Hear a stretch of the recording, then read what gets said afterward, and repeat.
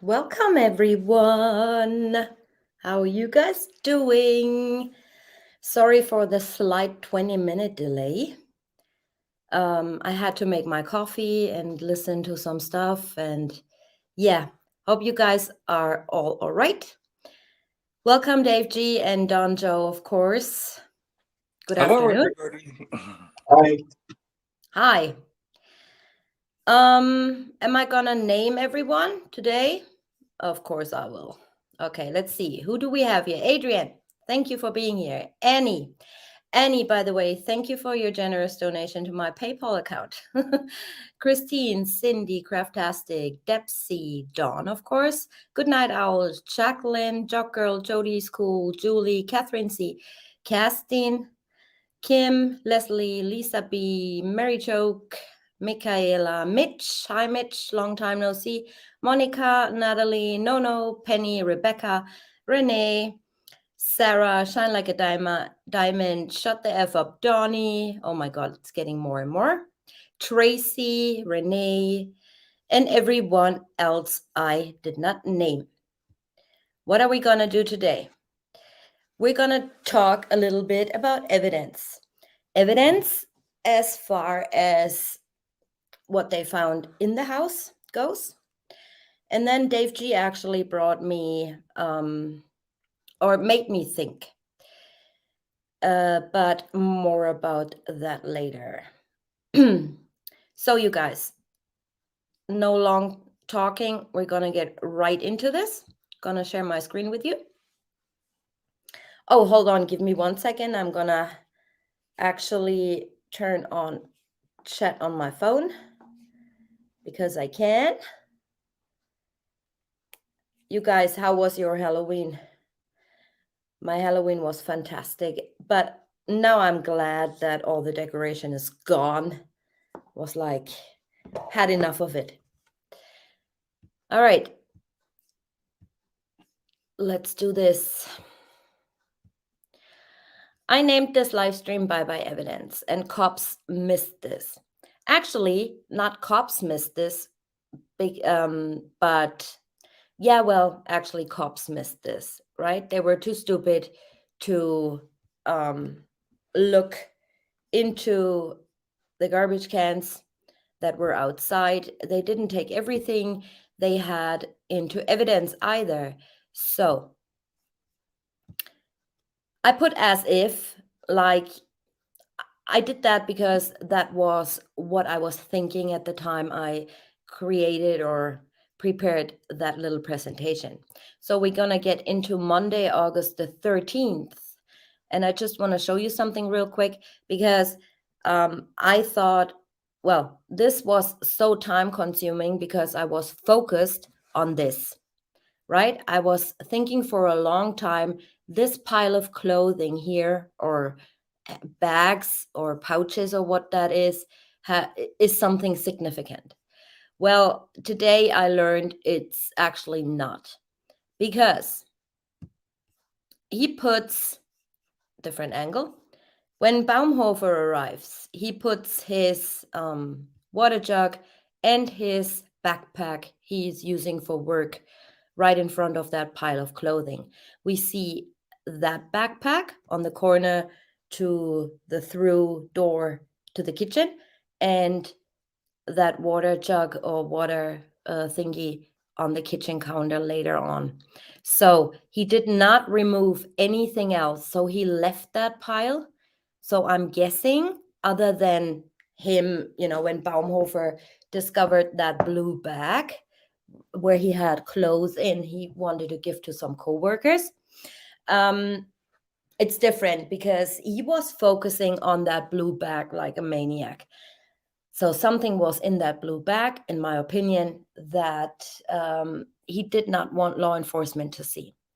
So I'm assuming, in my opinion, that this pile of clothing was of no significance, because otherwise he would have gotten rid of it or put it in the bin when he removed his work stuff. Or do you have a different opinion? Then let me hear your opinion about it. So today was a good day. I got sent a lot of emails.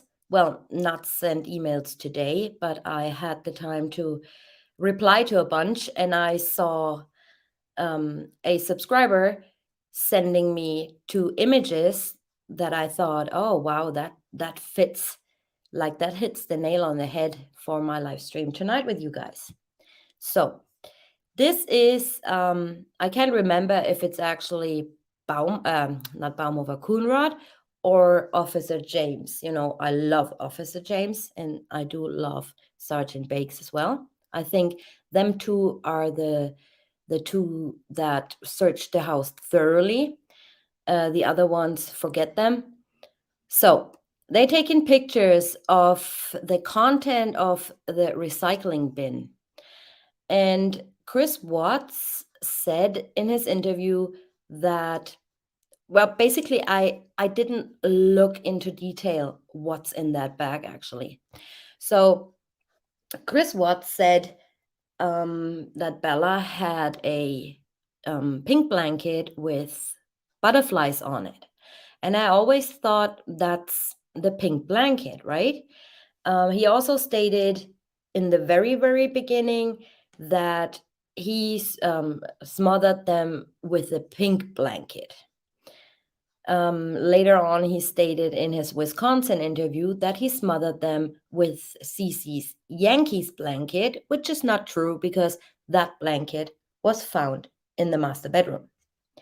Anyways, where I'm going with this is the following. So I was sent this picture today. You see that doll? So it's actually not the blanket, the pink blanket with the butterflies on. It's Bella's doll. So I'm asking you guys, why would he throw away stuff the children still played with, right? We know that he said, or Shanann or whoever, that the kids got presents and were gifted some toys from Cindy and Ronnie, and that Shanann put them in the garbage. We can see those toys actually in her shoe closet next to her office. So that was not new stuff that's in the garbage bins. It was actual stuff the kids still played with. Now, I'm asking you guys, why would he throw stuff away that the kids actually used or at that time played with?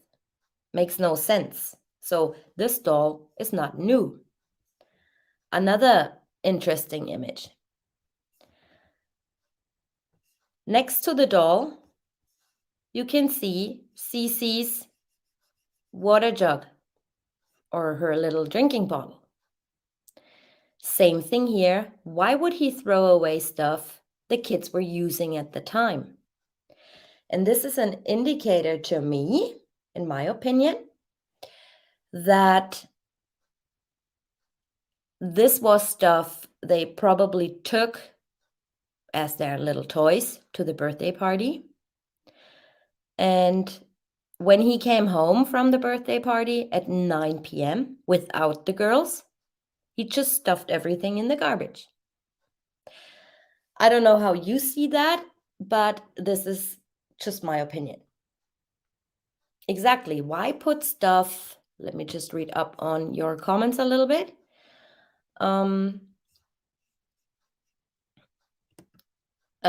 Maybe they had those with them and he was trying to get rid of the evidence. Exactly.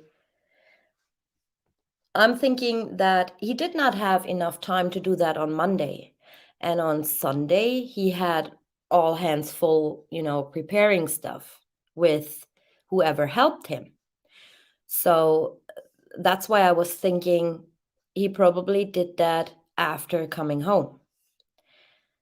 Just my opinion. I mean, you don't need to share my opinion, but this is just, the most it's the most explainable. I mean, Is that the same doll? The doll picture with Bella is blurry, looks similar, but who knows? Well, yeah, if you blow it up a little bit more, you can actually see that image on Shanann's Facebook or in a video. I'm not sure. I think it's a video. You just go look for it and blow it up more, and then you'll see. I think it's the same doll.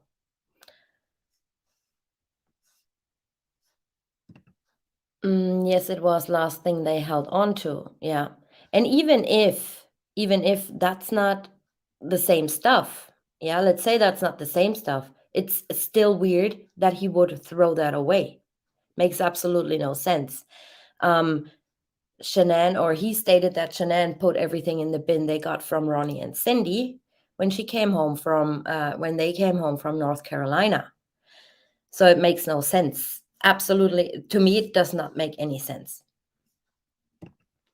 So, okay, because CW gets a text right before, and as Coonrod looks in the bag, it is my opinion his flushed face and panicked look is because the text said she's dead, meaning SW. Uh, I don't understand what you mean. Like she was dead after? Nah, I don't think so. Um, what if someone else threw it in the bin? Yeah, but um, what I'm thinking is, of course, somebody else could have thrown it in the bin, but when? And that's the significant thing. When? Was there time on Monday? I don't think so. I was actually wondering if that was part. Remember the 111-minute phone call where it was possible that NA drove over to Chris's house, and then like what was it, 10 minutes? I guess it was went by because his cell phone disconnected from the router and then reconnected again, and he never talked to her again. That's what I was wondering, if she was actually in the house and they were cleaning up then, getting ready for when Shanann did come home. I'll mute again. Yeah. No, I think that's very much possible. I mean, what is not possible in this case? I may get banned for saying this. You won't be getting banned here. But I saw a picture of Cece and Shanann at the pool. Cece had on a floaty up to her neck with her arms pinned underneath. We've all seen the blankets around their necks. Oh, mm, yeah. Is it that unusual to have a floaty pinned under her arms? No, I actually posted that in your Facebook group. If anybody is not a member yet, please do so. There's probably 8,000 pictures in there right now. But with that, there was probably a dozen ladies that said that's normal for an infant floaty, that they do attach like that because they're so buoyant. There's actually no pressure at all around the child's neck, so that's completely normal. Yeah, I think so too. Midge, everyone says CW didn't do the crime. Personally, I think you're correct. Um, Well, me personally, I do think that he committed a crime. And if he did not kill anyone, then he at least committed the crime of knowing and concealing and whatnot, right? So we are not talking about a innocent person or a saint in this case. So that's just my opinion. I mean, to free him of any faults, uh, no, no, he definitely knows. Maybe if he knew he was leaving to set up home with NK, he decided to take some of the kids' things with him for them to play with. Yes, but why wouldn't she throw it away then? Why is it in his in his bin? Maybe the girls had these items before they died and he thrown them away. Yes, this is what I think happened. But again, just my opinion, you know. Many people have different opinions. Don't believe he killed his children. I don't know. I wasn't there, but the evidence suggests that he might as well. Why document those photos? Most mothers would be mortified. Was that a way to play dumb in case something happened? Do you think that, do you think, I'm just saying it straight out, do you think that Shanann killed her girls? Hi, Jennifer. Hi, Kelly. Well, I don't think she killed her girls, but yeah. All right, let's continue. Let's go to Tuesday, August the 14th, the dog search. And I found something, it might be significant, it might not be significant. In my opinion, it is significant because that would prove that law enforcement covered something up or is indeed a little bit corrupt to pin a crime on only one person. But yeah, let's see what you guys think. So on August the 14th, the infamous dog search. As you can see here, I can't remember his name. I suck with remembering names. But you see that wheelie bin, so the recycling bin, is gone. It was Tuesday, and we know from Chris Watts himself that he put all the garbage out on Monday because Tuesday was bin day. And as you can see here in the picture to the right, this is of the officer who, did with the shoes and the scent and stuff. And here you see his bin. And it's the same bin as in here, right? So Tuesday, bin is gone. It's outside his house. All right, so far so good. Keep that in mind though. Wednesday, the 15th, the big search. So he confessed and does all these things. And then law enforcement obviously goes into his house for a big, massive search, where they find the watch all of a sudden and all these things. All right, I'm going to read you a little screenshot from the discovery. This is, I can't remember if it was Dave Yoakum or David or Daniel. It's just D. Yoakum. So he's stating in his report, I located an Apple Watch on the nightstand of the master bedroom that was later determined to belong to Chris Watts. I also located an Apple MacBook Pro on the desk in the office. Watts was again contacted by phone and he gave consent to seize any electronic devices located in the residence. They were collected as evidence. An Apple Watch determined to belong to Shanann Watts was located on a couch in the upstairs loft area underneath the throw pillows. This watch was collected as evidence. An Apple iPad was found in a backpack underneath the desk in the office, which was also collected as evidence. An Amazon Echo smart home device was located on the kitchen counter and was collected as evidence. In searching the garage, I located a cardboard shipping box from Amazon inside of the trash dumpster. Inside the box, I found a marriage improvement book that appeared to be brand new. I had earlier received information that Shanann Watts had sent a marriage improvement book to her husband, Chris Watts. The book was photographed and collected as evidence. All items of evidence were photographed by CSA Yoakum and packaged and collected by Officer Valley. Yeah. See their reports for additional information. No, we don't need to see their reports. So, this is the book they found. Everybody knows that image or at least seen it. This is the actual crime scene, one of the crime scene photographs. And they found that Wednesday, August the 15th, right? So far, so good. So, as I went through today, through that stuff, I was thinking, all right, does that look like the box of the book? And you guys, this is the only image I could take that was halfway clear. And to me, it looks like that's the actual box of that book. Flat, and I can blow it up more, but this does look like the cardboard box. Oh, what's your opinion? Dave, Dawn, chat, what do you guys think?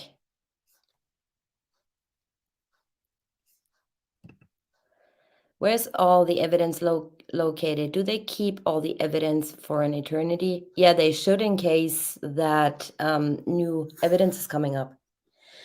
So, Don and Dave, are you gonna be quiet all the time?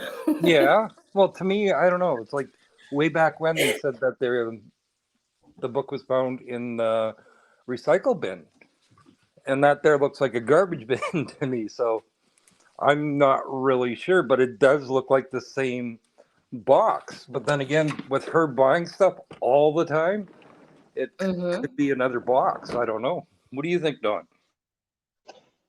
We we have to confess that we already seen the presentation and we agreed on things. That's why at least I am silent. Hmm.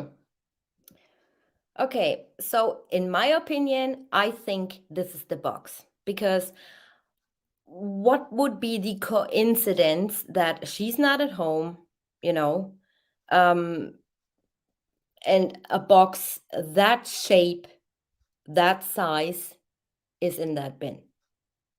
That would be, in my opinion, coincidence. And Annie is the Amazon book queen. I'm not, I read everything on my phone. Why this box and a picture and not the doll? What do you mean? The doll is right there. The doll is right here. He just lifted that garbage bag, so it may have fallen to the side and disappeared. So this is why I'm thinking this is the box. Anyway, where I'm going with this is, if Chris says, so one of them is lying, right? Chris says to us he's emptied all the bins in the house and put everything in the garbage. If that was in there when they picked up the garbage on Tuesday, how can law enforcement find that on Wednesday? And, this is what is weird to me. Either someone took it out, or he couldn't have put it somewhere else, because this was the image you see on the right was Monday, right? So how is it possible, when the garbage is emptied on Tuesday, that they find the book on Wednesday? No, Natalie, that wasn't found in the garbage of the kitchen. It was found in the garbage in the garage. Some say, oh, maybe they found it in the other wheelie bin that was next to it, in this one. I doubt that, because I have a picture of that as well, and there was only one garbage bag in there.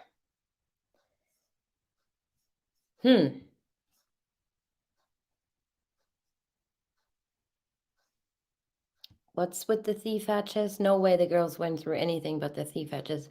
The entry would have let all the oil out. Well, Mary Joke, if you wanna go back to my video about Survey 319 in particular, there is all the data Weld County had stored for all the oil wells in all Colorado. So you just put the oil well number in, and all the information comes up. So one was almost full and the other one was half full. Garbage one is recycle. Yes. All right, let's continue. So you guys can make up your mind. In my opinion, I think that's the box that the Hold Me Tight book came in, and somebody put that in the garbage. So what is beyond me is, if that's the box, how can they find it on Wednesday when the garbage was emptied on Tuesday? So next up, I want to talk a little bit about the drone, the bed sheets, and search warrants. And this is where Dave G's got to chip in, because he actually put that thought in my head. So I went through that again. You're going to see some screenshots of previous videos of mine where I already went through the drone footage and the sheets, but like a year ago, but I still want to show that today as we're talking about the evidence, right? So this is the sheet they found in the kitchen trash. And what I noticed was the same stains on that sheet as they found out on Survey. I put a circle around here. So this is a very, very odd to me. Would you guys say that this is a fitted sheet or a top sheet? What's your opinion? That's a fitted sheet. That's a fitted sheet? Yeah. Why would you say that? Because it looks like elastic band. It's not. See right there, little frills on there. That's the elastic that's in it. You can see it really good on that one. On that one? Yeah. There's elastic for it right there. Got a straight line happening. Yeah, right? Yeah. Yeah. So how could that fitted sheet be found in the bedroom when they picked it up and said, here's the fitted sheet? Then all of a sudden you have a fitted sheet in the garbage. You have a fitted sheet out at 319. Exactly. Please explain. So Coonrod initially said in his report that he picked up something that looked like a fitted bedsheet. And to be honest with you guys, I mean, that kitchen trash can is not that big. And we saw a shot of the kitchen, what was in there. And I don't know if that even fits. Like, I mean, I can see the pillowcases fit in there, but a whole bed sheet? No. And one other thing is, we never see that unfolded. It's always crumpled up. So they don't lay that out real nice and flat as they did with the pillowcases, right? They just show us a crumpled up bed sheet. So what was odd to me were these stains. But we're getting to this. All right. The first drone shots. So Agent Sentner and sailors report from August the 15th. At 3:27 p.m., the first drone was launched. At 4:17 p.m., Mr. Survey gave consent to search. The discovery states, upon arrival at the well site, Commander Borders and Detective Divitt deployed an unmanned aerial system drone to survey the well site at approximately 3:27. The drone was equipped with a camera that provided a real-time video feed as well as the capability of taking digital video and still photographs. In the brush to the south of the pad, Detective Divitt and Commander Borders located what appeared to be a sheet lying on the ground. They took a still photograph of the sheet, and upon inspection, it appeared that it was possible that there were unknown objects underneath the sheet. Keep in mind, they were thinking that Chris Watts left toys out there. Detective David and I approached the sheet from the north, and just inside the brush, just south of the edge of the gravel pad, we encountered an area of bare dirt that appeared to have been recently disturbed. Detective David and I then backed out of the brush, and returned back to the pad. Binion Survey, owner of Survey Ranch, was contacted by phone at approximately 4:17 and provided consent to search the property and collect evidence. Now, 3:27, the first drone was launched.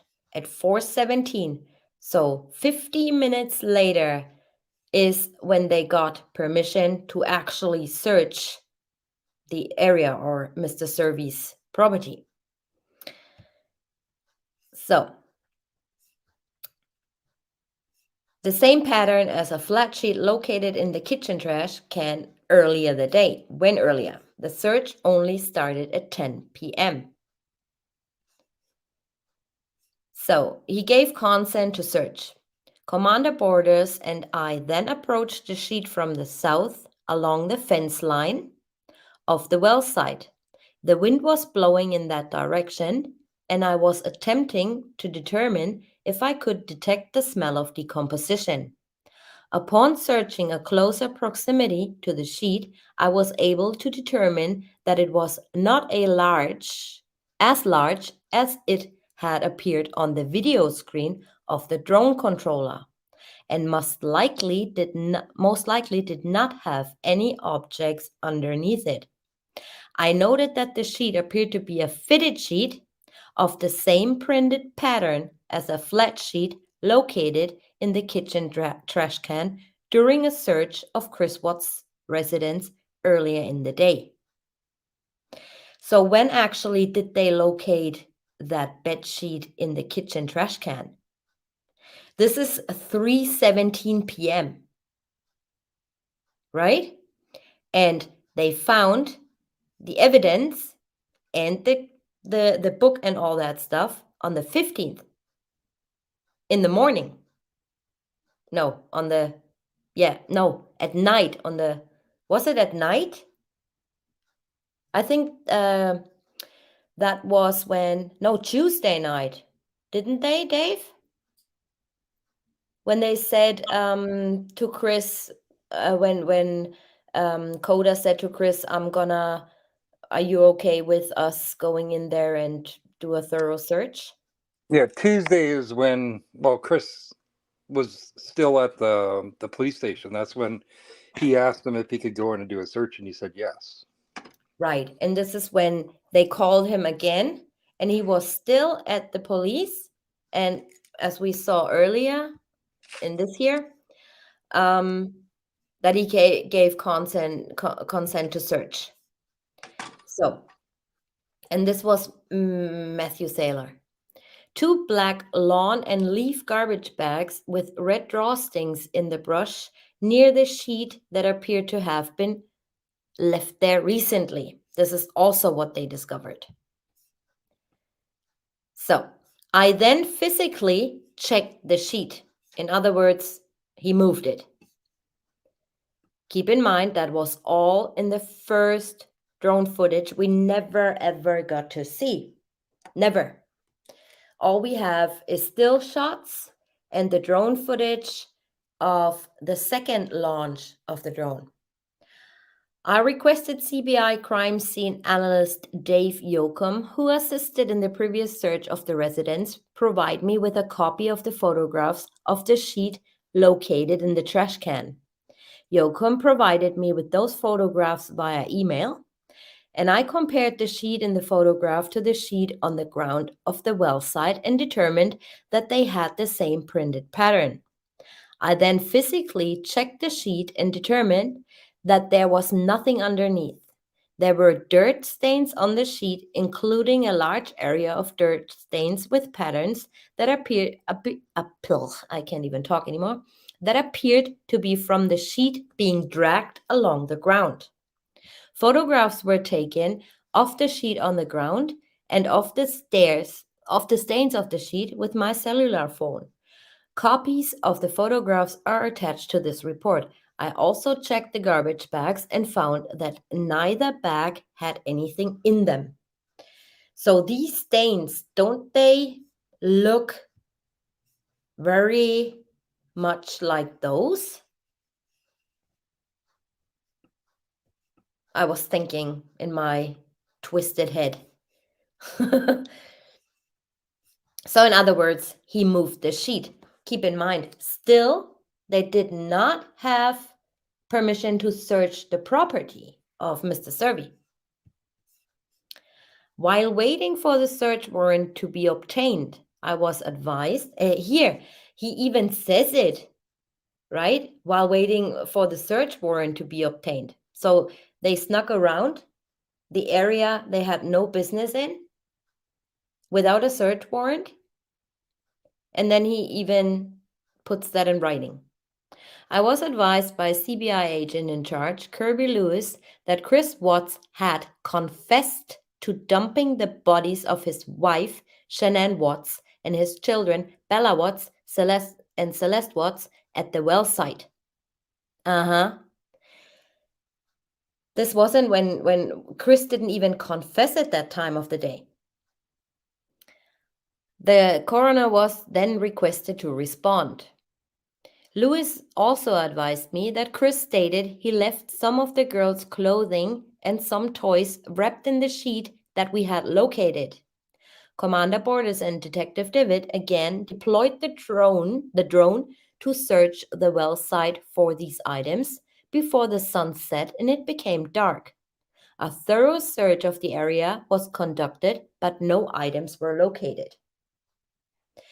So another search.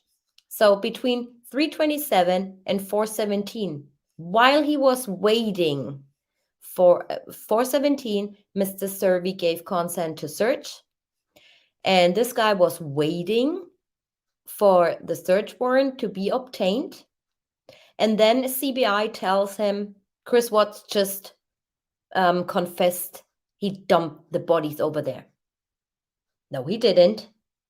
It was 3:27 p.m. Here again, just for comparison, the left image you see is a shot from the first drone footage. And the second one is a shot from the second drone launching. See the difference? Do you guys see the difference? What do you think? So in between the first and the second drone launching, they moved it. This guy moved the sheet. Different, definitely different.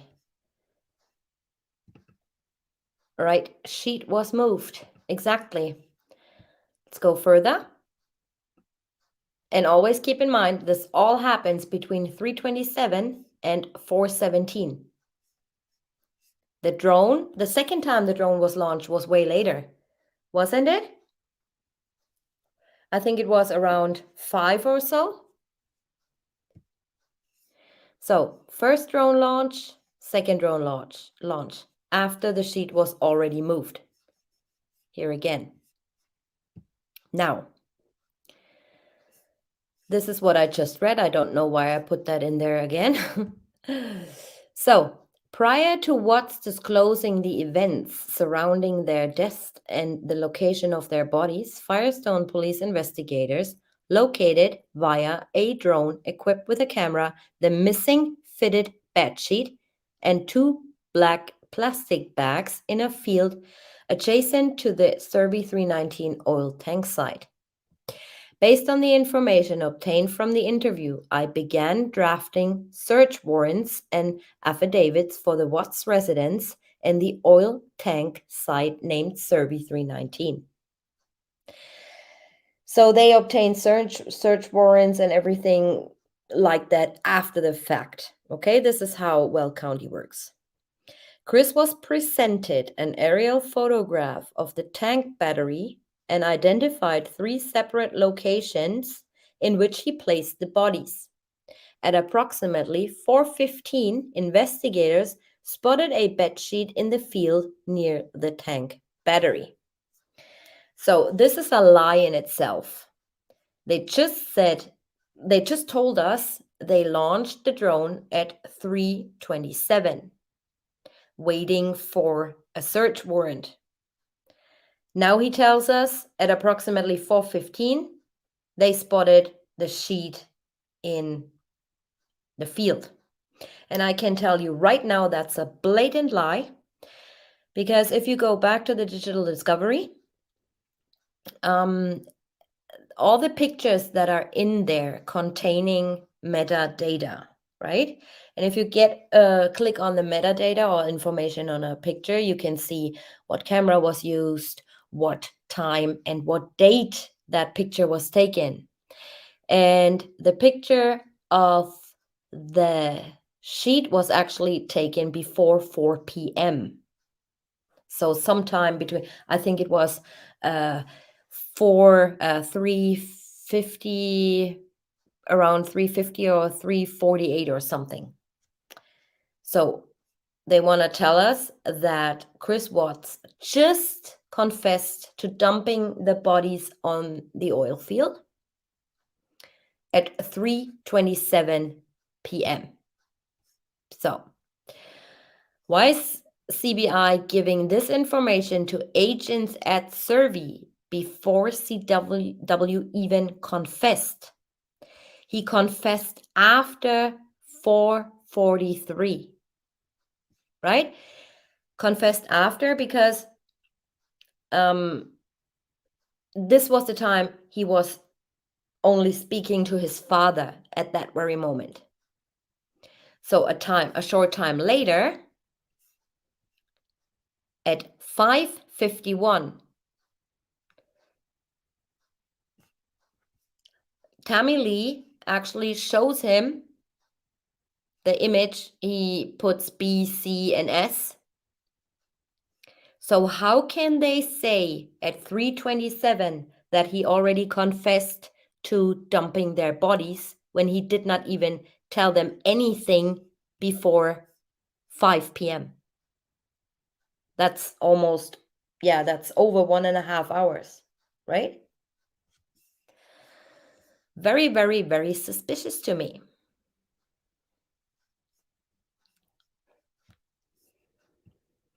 Here, I put that in there again. While waiting for the search warrant to be obtained, I was advised by CBI agent in charge, Kirby Lewis, that Chris Watts had confessed to dumping the bodies of his wife, Shanann Watts, and his children at the well site.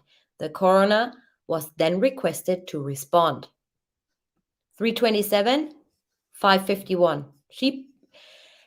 You guys, I think that's why he says, when was this picture taken? Do you guys remember when he said that? When was this taken? So here again, first drone launch. The sheet is very close to that bush. And then Chris signs at 5:56 p.m. Bella, Cece, and Shanann. Where's the sheet? Right next to the bush, as we see it right here. So that image he got shown was from the first drone launch, not the second one, the first one. What happens meanwhile? This guy picks up the sheet. They taken pictures of the sheet. There was another one circling around, but I couldn't find it anymore in the discovery. I don't know. Anyways, look at, and this is what you meant, Dave G, right? Fitted sheet. Yes. You can see the elastic on it right there. Yeah. So, and they also say it didn't appear as large as, you know, it was looking at on the drone footage, on video. Does that look like, I mean, they had a king size bed. Does that look like a king size fitted sheet? With the elastic on it, it possibly could be. One thing everybody keeps on mixing up still is the coroner sheet and the fitted sheet. The fitted sheet is what he, as in Chris, said that he wrapped Shanann in, then put plastic bags over her head and over her feet. Okay. But the coroner sheet is actually a white, clean sheet. What they do is they wrap the body to preserve evidence. So the other sheet that everybody sees has blood and bodily fluids on it. That's what that is the coroner sheet. They wrap the body in that sheet and then put it inside the bag before they transport it. So this one here is just a fitted sheet that goes on the box spring before everything else goes on. But to me, yeah, you can't have 3 fitted sheets on one bed. No, and many people mix that up. And they're saying, oh, there's blood on the sheet and this and that. No, there's actually no blood on that sheet. And I do still think that this looks a lot like this one. Because if you would uncrumple it, you know, with those stains right here, and actually you can see the elastics right here, in my opinion. I think that's elastics. I don't know what's that, but our sheets, so my bed sheets on top and on the bottom, they're non-elastic. They're only elastic on the sides. I don't know if those sheets were kind of like them, like mine. But does that make sense what I'm saying? So at the top and the feet area, it's non-elastic. Right. The foot and the head is usually just a straight. That's how you actually put it onto the mattress. The sides is what has the elastic band on it. So yeah, I mean, there are 2 types of those sheets. At least we have them. The elastic goes all the way around, but my sheets are all, as you said. So without search warrant or anything, they go out there and stumble across the field and just pick up the sheet, pick up the garbage bags and whatnot. And then they obtain permission to actually search Survey's property. A little late, huh? So the second drone shots. As we see, Chris got the first a shot of the first drone images, and this is the second one. And you see it's far away from that bush. So to me, this guy lifted up and obtained or collected evidence when he wasn't allowed to do so, right?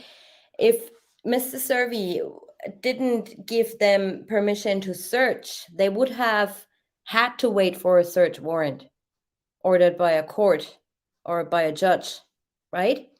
So what they actually did was wrong. And Dave G is going to tell you why in a second. So here again, sheet far away, that was the second drone launch.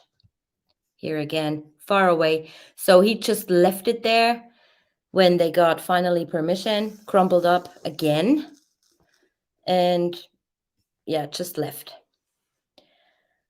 All right, Dave G, do you want to enlighten us? Sure. I'll have to start off by saying, in my opinion, at the start of this, way back when we talked about two people going to the FBI first and saying this is where the bodies are, and that's why they were all out there with the drones. The thing that when I first came to this, they were talking that law enforcement thought that Survey 319 was government land, so they wouldn't have to have a search warrant to go out there.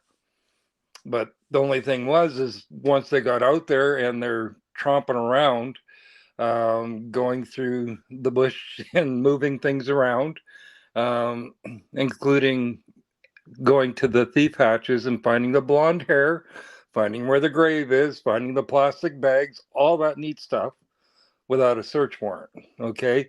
And it sounds like that one of Survey's men must have come out to see what the heck was going on out there. And that's how Survey knew that the police were out there and then gave permission. But even with that, anything that they found prior to having a search warrant is not admissible in court. So if we're talking all these fingerprints that are inside the plastic bag and then we're talking about the DNA and all the physical evidence destroyed after a year, this is probably why, because they could not use any of it in court.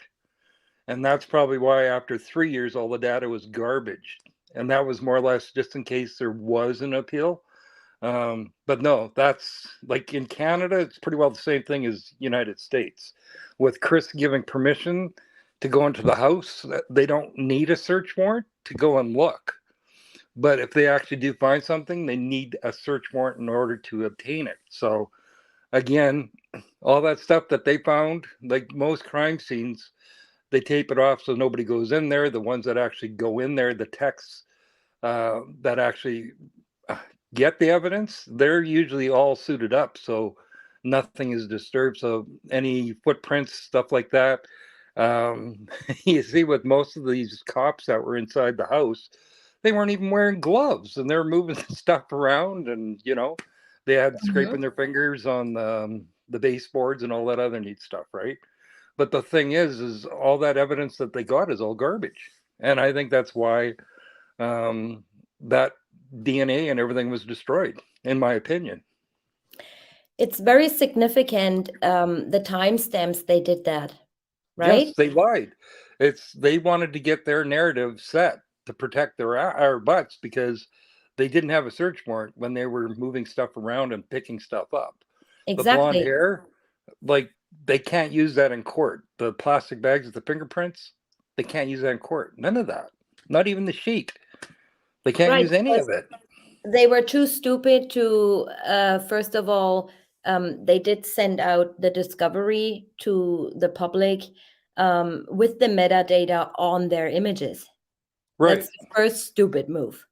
Yeah. The second one is they state in the discovery, in their reports, what they did. Yeah, at 3:17, we did this and did that, right? So that's the most significant part. We have evidence that they acted unlawfully. They did. Right? So, Chris Watts, if you ever get to hear this, you can absolutely file a 35C on this. Because let's just theorize for a second. If he would do that, they would have nothing at all. Nothing at all, just hearsay. And then the other thing is, did they even have permission to check his truck? See, they would actually need a warrant in order to go into that truck, but they'd have to get permission from Anadarko. That's the same thing with his laptop. He would have to have permission and a search warrant from Anadarko in order to go into that laptop to get any information.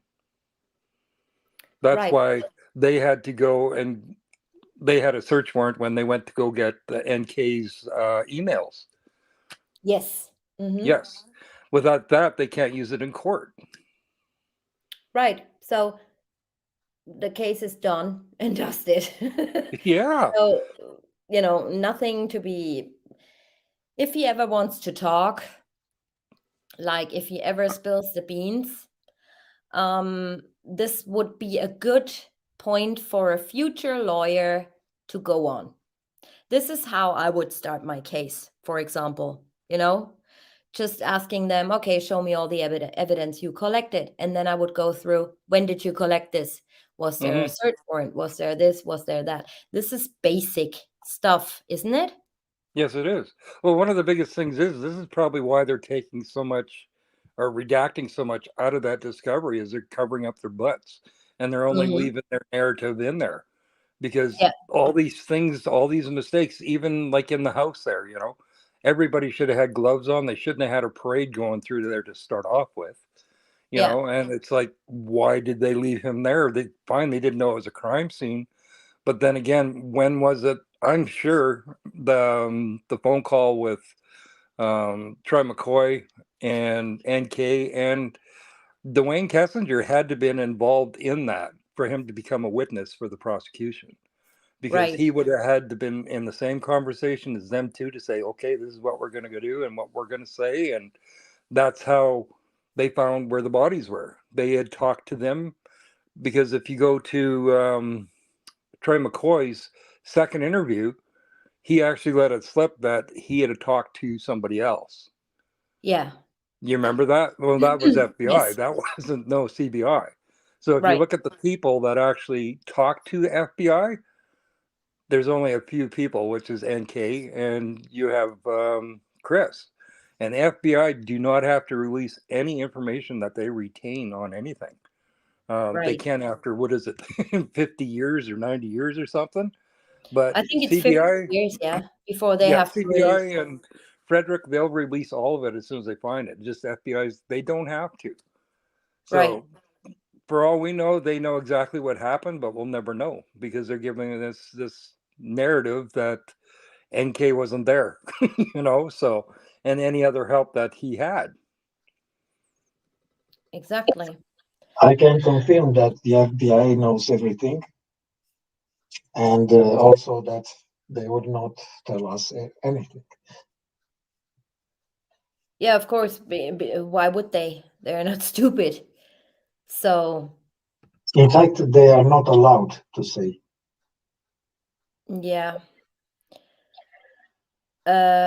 Kelly, that what you mean is if there's probable cause, or what is it called again? Plainview doctrine or something? Yeah, That but they law? still, yes, that's it. Yeah, but they still need a warrant in order to obtain it.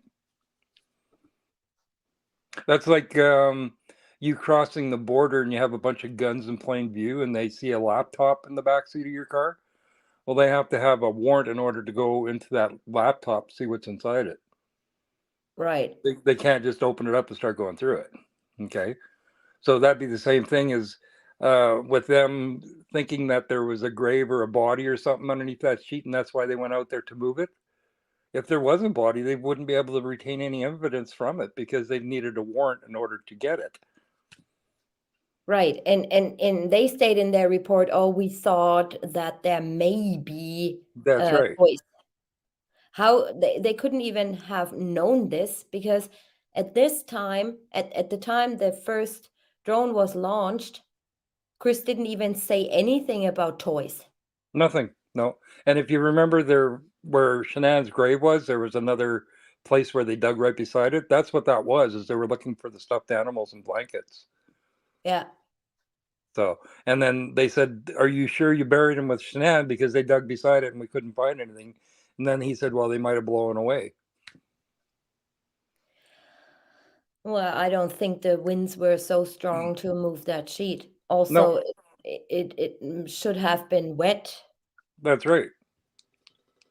But see, everything fits with him killing the girls on Sunday because you have Absolutely. 5 hours of him not being at home after that birthday party, and he could have dug that grave for Shanann. But as you said at the start there, where they found the fitted sheet, there was 2 other places where the ground was disturbed. They did dig it up, but they didn't find anything. But I was wondering, did he maybe was going to dig 2 more graves for the girls and didn't have enough time, and ended up putting them inside the thief hatch, or was somebody else there and put the girls in there while he was digging? Right. Because the only way I could see it is if they used NK's Forerunner to go out there, because there was no dust inside that Lexus on the inside or outside. He didn't have time to detail it, and Yeah, we because never they ever went in did. NK truck. That's right. And I'm another thing convinced. that bothered me is that you had the 2 car seats sitting right there. So he could have put the car seats in the girls or inside NK's Forerunner in order to take them out there. Right. Because if Emma, he's throwing out the dolls and all that other stuff in the garbage, he would have brought out the car seats at the same time. God knows what else was in that garbage can, to be honest. Yeah, We they should have didn't picked it find up and taken it. we didn't find the bathing suits of the kids. We didn't find their clothes. We didn't find Shanann's clothes. We didn't find the towel Cece was having over her shoulders when he took that birthday cake picture. But None of that was found, no, right? And that them not taking this stuff, everything that's in the garbage can into evidence is beyond me anyway. Emma, the vehicles are those of law enforcement. Yes, they would have to ask Anadarko because it's not their property. All right. Do you guys? Oh, I actually can show my little video on how Weld County collects evidence.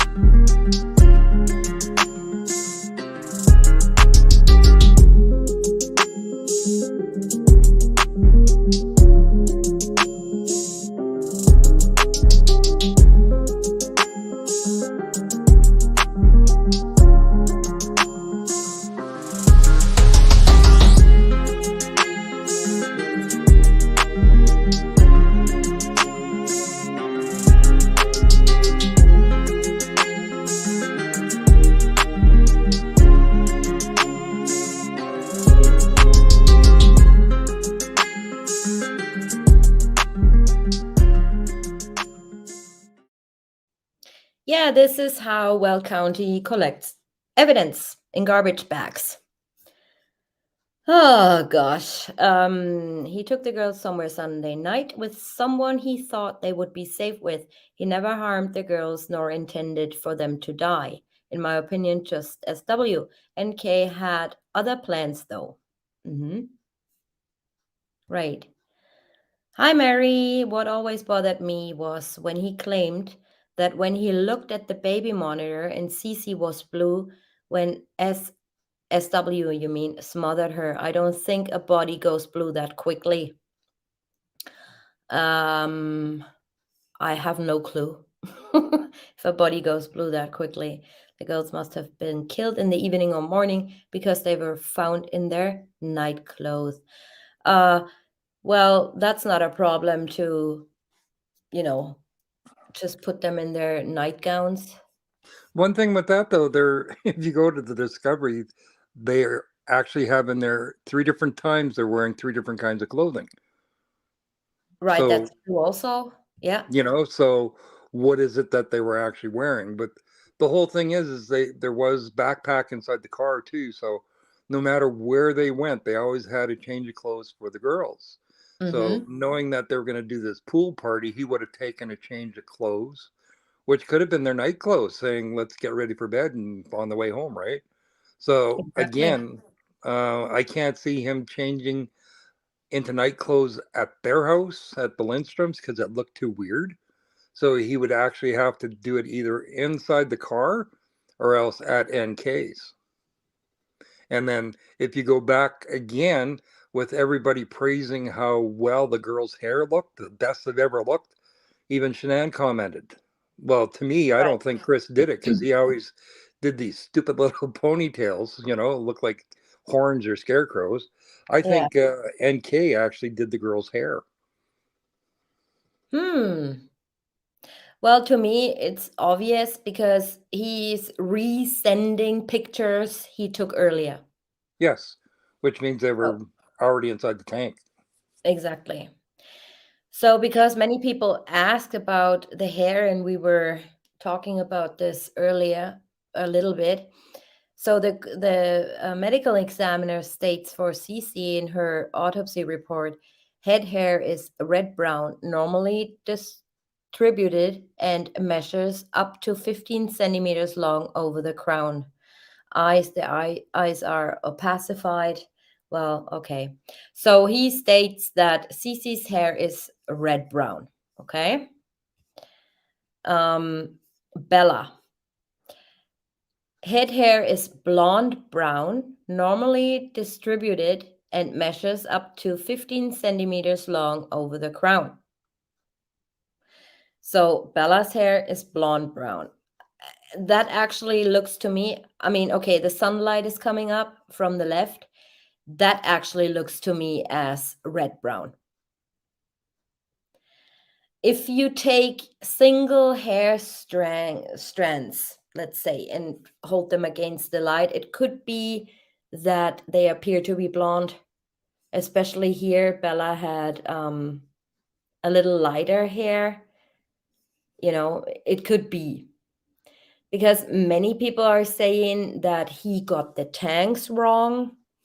And he was thinking about it. No, I do believe that they got it right. Why the medical examiner doesn't get it right is I can't explain. Sorry. See, one thing, when they found that blonde hair on the teeth patch, that was in Bella's tank. Nope. Are you sure? Yep. I was sure it was Bella's tank. No, I show you the... Okay, who was the adolescent? Because that was supposed to have been Bella too. But then again, Right. they actually had to ask who was wearing pull-ups because they didn't know. Right. Yeah, it's weird. Everyone describes their clothing different. And anyway, so many people were at the autopsy. That's, I don't know why. Why would the medical examiner let all these people in? This is unreal.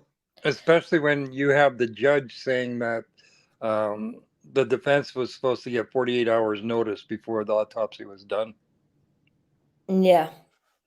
So the left image is what Chris Watts put B, C, and S on. The sheet is there. So B, C, Bella to the west, CC to the east. And I'm going to read that. That should be here. I'm going to read that first. So this is the statement of Tammy Lee. We waited for the east tank battery to offload it into tanker trucks, which took approximately 6 hours due to the oil being methodically drained into a metal pan and then pumped into the tanker trucks through a filter. After almost all of the crude oil was removed from the tank, the rear manway cover of the tank was removed. Members of the CSP hazmat team entered the east tank and recovered a deceased female child, later identified as Celeste Watts. Celeste was covered in oil and was brought out of the tank in a white decontamination box that had been affixed with rope handles. Celeste was wearing a pink nightgown, and I could see she was also wearing a pull-up. Once outside the tank, Dr. Burson patted her stomach area, and yeah, we just don't read that. Bella from the west tank. So CC east, Bella west. That's right. He did that right too. Bella, CC. Bella, CC, west, east. Okay? So where do I have that? Where do I have that? Ah, yeah. Okay, in CSA, Yoakum located numerous strands of hair that appeared to be blonde in color, stuck to the rim of the opening of the east holding tank. East, blonde hair, CC. You see that, Dave G? Yes, I do. Thank you. No problem. The hair was photographed using Yoakum's cellular phone. He was unable to utilize his SLR camera and flash due to the, if that's a if there's a spark of some sort, they probably would have blown up. Okay, so blonde hair was found on CC's tank. Chris did mark the tank's right. So yeah, just to get this out of the way, because there was so much misinformation and bull crap that has been told, and just, not good. See, another thing, when they're retaining information like that and they're doing exhibits of that, like here, everything, when they're taking photos and stuff, they actually put down what the time is that they're taking it to, the date and time, like on everything. But yet, I have yet to see anything that has a time on it anywhere, like anywhere, so I don't know what's up with that. Right. No, well, yeah, Mary joked that was pretty full. Bella's tank or CC's tank, I can't remember. One of them were almost full, and the other one was. You guys got to keep in mind, these are overflowing tanks. These it's just holding tanks, and one content of crude oil flows over the overflow into the other tank. So there is not actually producing crude oil in those tanks, and many people get that wrong. They think these tanks are actually producing oil. No, those are holding tanks. Yeah, it was CC's tank that was full. She was found floating on her back, and Bella's, that's the one that Chris commented that he could hear a thud because there was no oil Wasn't full hardly enough. in it. Mm-hmm. And her autopsy too, it showed that she had bruising on the bottom of her feet. So that would make sense if you dropped her from 20 feet. Right. And she was found face down. So there wasn't enough oil to have her float. So if you go, I don't have the link provided, but I can link it up in the description box or in the comments later on. You see, actually, those tanks or that oil well was producing up to the last day. So, they have a list, and I provided that in the live stream about the oil tanks. They have a list on how much that field or that oil battery is actually producing a day. So if that wasn't, if they were drained at night to put the girls in those tanks through any other way other than the thief hatches, this would have given an immediate alert to Anadarko for sure. Because you don't go out there in the middle of the night and drain tanks. And this is why I do believe that they weren't sure about the oil levels. And this is why he sent that picture to NK to prove that he was out on the field.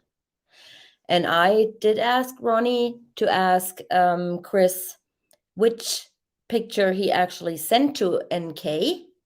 Was it the ones of the sunflowers he took at the 1029, or was it the one of his work laptop? And he came back to me stating that it was the one of the work laptop because she wanted proof of him being out there. So I think they weren't sure about the oil levels, and also those tanks, they have like I always forget that word, like a swimmer or something. So they're regulating the overflow, right, from tank east to tank west. And I do believe that it is the reason that the girls went into different tanks because of that swimmer. If he or whoever did that would have put the girls in the same tank, there would be, even if it's just millimeters or centimeters, there would be a sudden oil level rise, which would have given another alert that something's wrong, because they monitored, even though they didn't have cameras and stuff, but they did monitor those tanks. Otherwise, the state of or the the county wouldn't have all the information on how much it produces, how much overflow, how much they sell, how much water is in those tanks, and all these things. So this is just something to keep in mind. One other thing Okay, before you go any farther, sorry, is no that problem. photo, Knock that yourself out. no, that very, very, very important photo that Chris took that's inside the Discovery, they never showed it. They actually took it out completely. All they is there is saying that he took a photo. There is no picture that they ever do show us what it actually was. Sorry, go ahead. Yeah. Yeah, see, and my friend Mary, she actually found all the that website and the Weld County, where they stated, how much producing, how much they selling, how much water, and in great detail down to the liter. So it does exist. May I Um, add something? sorry? May I add something Absolutely. about the level of the tanks? The sensors inside the tanks are not that precise to detect millimeters. And I remember telling to your subscribers that a body that small, of a 3-year-old, 4-year-old toddler, is raising the level inside the tank with about a fraction of a millimeter. The tanks are huge. I think that's just by looking at the photos from outside, people don't understand how big they are. But anyway, I don't think that the level, uh, the raising of the level was enough to be detected by any sensor and to show an alarm. I do think that it is a possibility, simply because those tanks were not they didn't contain only thick crude oil. That was a mixture, and it had, I believe, if I go if and Mary, correct me if I'm wrong, they had more parts of water than oil in them. And No, it's not. the girls were 38 something pounds, so that makes together over 70 pounds. No, And I think it's not about the density of the liquid, not about the weight of the bodies. It is only a matter of volume of the bodies. It is Archimedes' law. I don't know. Especially when CC's tank was almost full. I don't know. And I mean, Cody, there was a significant part of water in those tanks, because Cody called the water truck guy to drain the water of the oil. So I don't know. I would have to go back and look, but I do think that at least a little rise of oil levels would have been in those tanks. It could have been a momentary, let's say, wave inside the tanks. Yeah, but they know what they are producing. That's the thing. They know what they are producing. So Right.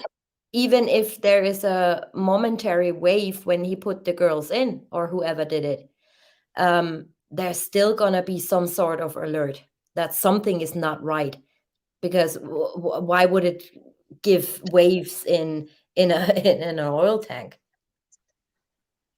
It depends very much about on the sensor inside. They are not reacting that quickly, and they are not that precise. We're talking about huge quantities of Yes. liquid. No, they're probably not precise, especially those were old tanks. Like they were from the 80s or something. Yes, that too. So, and the thief hatches were not monitored either. And they were not pressurized. So there is no monitoring of somebody like the newer modern tanks. There's no monitoring if somebody just opens the thief hatch. While other tanks these days, modern tanks, everything is monitored. So they would know that he opened thief hatches. Right, it's a mixture of water and oil. Yes, that's what he said. All right, let's go further. What else do I have here? This is just, to show, because people were asking. Yeah, here again, B indicating Bella on the west, and C indicating CC on the east. Here again, that's a correct report. So all of this, without going into too much detail, that would just take too long. But all these things you see here, the black plastic bag, another black plastic bag, gray and white sheet, rake head, wooden rake handle, suspected hair from east tank, partial piece of rake handle. All these things wouldn't have been admissible in a court of law. Just so you see. Then here I have a screenshot of the interview of CW on August the 14th at 7:08 p.m. about the latch or hatch 2385, and that latch or whatever is not gonna get in our way. This is when he asked him, can we please, search your house? That was at 7:08 p.m. And when did they find all that stuff? That was the next morning. So keep that in mind. It should be unlatched. Okay, good, right. If it is, just call me. And when we go in there, I want them to run a black light over everything. I want them to collect DNA. I want them to look for hair strands and DNA samples. And I want them to look at your stuff and your wife's stuff and your children's stuff and the garage stuff and the car stuff, all of it. Sure. Is that all right? Yeah. So what do you notice, guys? He wants DNA samples. So that's Coder telling CW basically that they're gonna look for everything. Hair strands, DNA samples, your stuff, the car, the garage stuff. So what actually did they place there? You remember on August the 14th to August the 15th, Chris Watts did not sleep at home. He went to the THIIS and went straight to the airport to pick up Ronnie. So he did not go home that night. Right? So isn't it a bit much of a coincidence that Coder is telling him where they are looking and for what they are looking on August the 14th, a day before it's actually happening? That they're looking for hair strands, that they're looking for stuff in the garage, where they find mysteriously that book cover, that book in the box. I And just the think, sheets and pillowcases inside the garbage in and the the kitchen. sheets and pillowcases. Yes, Right. because if Chris isn't there, how in the heck did they get in the garbage? Oh, say that again. You just cut out for me. I'm sorry. I said if Chris wasn't there, how in the heck could they get inside the garbage? Because if you remember, he was there for the canine search, and they wouldn't have, or they would have detected something inside there then, right? But no, there was nothing inside the garbage at that time, so there was nothing noted. Exactly. So everything shows up all of a sudden. The book in the garbage in the garage, hair strands. Everything this guy is talking about on August the 14th, they find on the 15th. Weird, huh? I think it's not a coincidence at all. And you also got to keep in mind who they talked to on the phone numerous times. He put the kids in oil, and I bought her a watch. Just saying. So, and then he's talking a little bit about the tanks. I asked Chris if Shanann was buried because he knew she was too big to fit in the tank, and he said yes. I asked Chris if each girl was going to be in a separate tank, and he said yes. I asked Chris if he could hear them drop, and he said Bella's tank seemed emptier than Cece's tank, which is true. Then here we have a little bit about the oil levels. The CSP hazmat unit was asked to assist the CBI with the recovery of Bella and Celeste from the tank batteries. During the briefing, we were informed the east tank battery contained approximately 9 feet of crude oil, and the west tank battery contained approximately 1.4 feet of crude oil, which is actually lining up with the data Weld County provided for their batteries or for service for the survey fields. Schisler advised they would first empty the east tank battery. After the briefing, I walked over to the small shallow grave where Chris's wife Shanann Watts had been exhumed the night before. So east tank was how much? 9 feet, and west tank 1.4. East tank 9 feet, cc. Bella's 1.4. As you can see, it all lines up. Overflowing tanks, and what Dave G said, and what Chris Watts also said, Bella's tank seemed emptier. And Dave, is that actually in the autopsy that she had bruising on her feet? Yeah, there's bruising on the bottom of her feet. And there was a question in there about good old Dr. Phil saying that they had broken bones. They had no broken bones. And Dr. Phil actually redacted that too. There was a couple of episodes that they had taken away because the things that he said were not true at all. And well, including everybody knows that on that show they said that the mistress was involved, but when it was time for the insurance money to be paid out, Chris acted alone. So that episode is taken out too. Yeah. Any psychic in the world, but not the mother of SW, can be that who by herself just got the oil putting them in her dreams. Yep.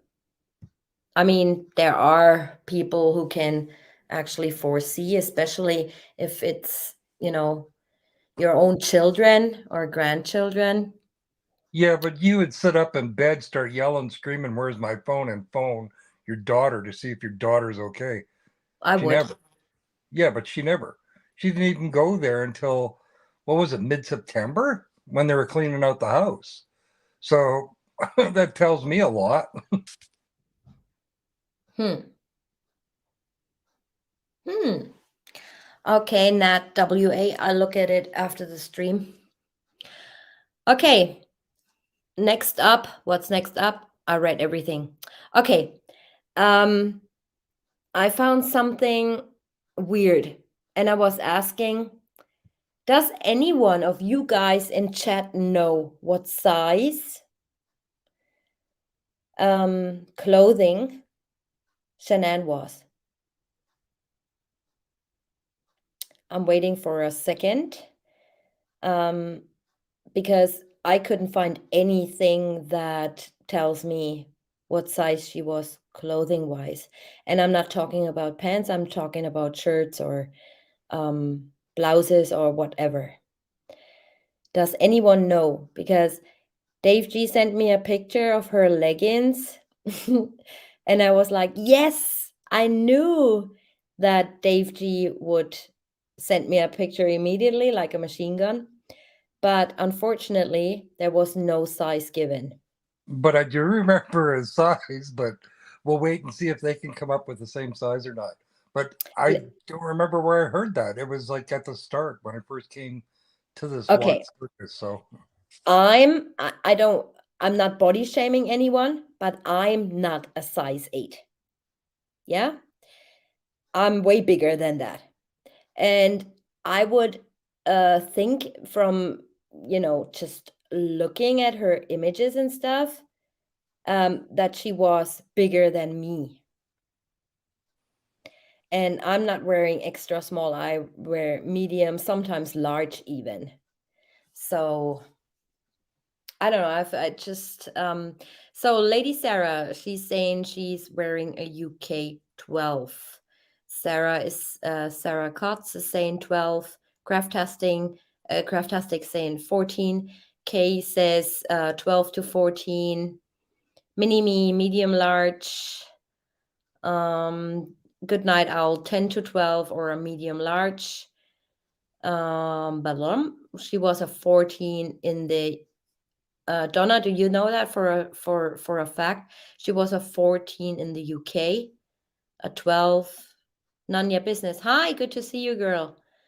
SW is a solid 12, pregnant, bottoms 14, 16 Australian.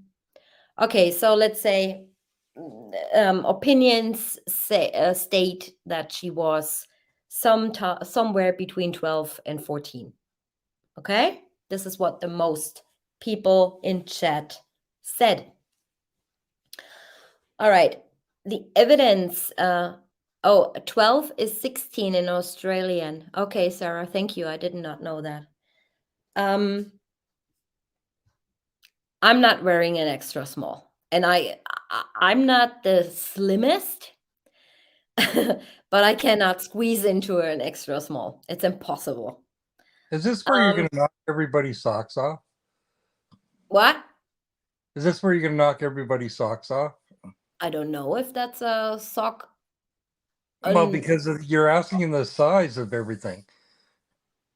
Yeah, I just want to show you something. I wasn't sure how that got into the house.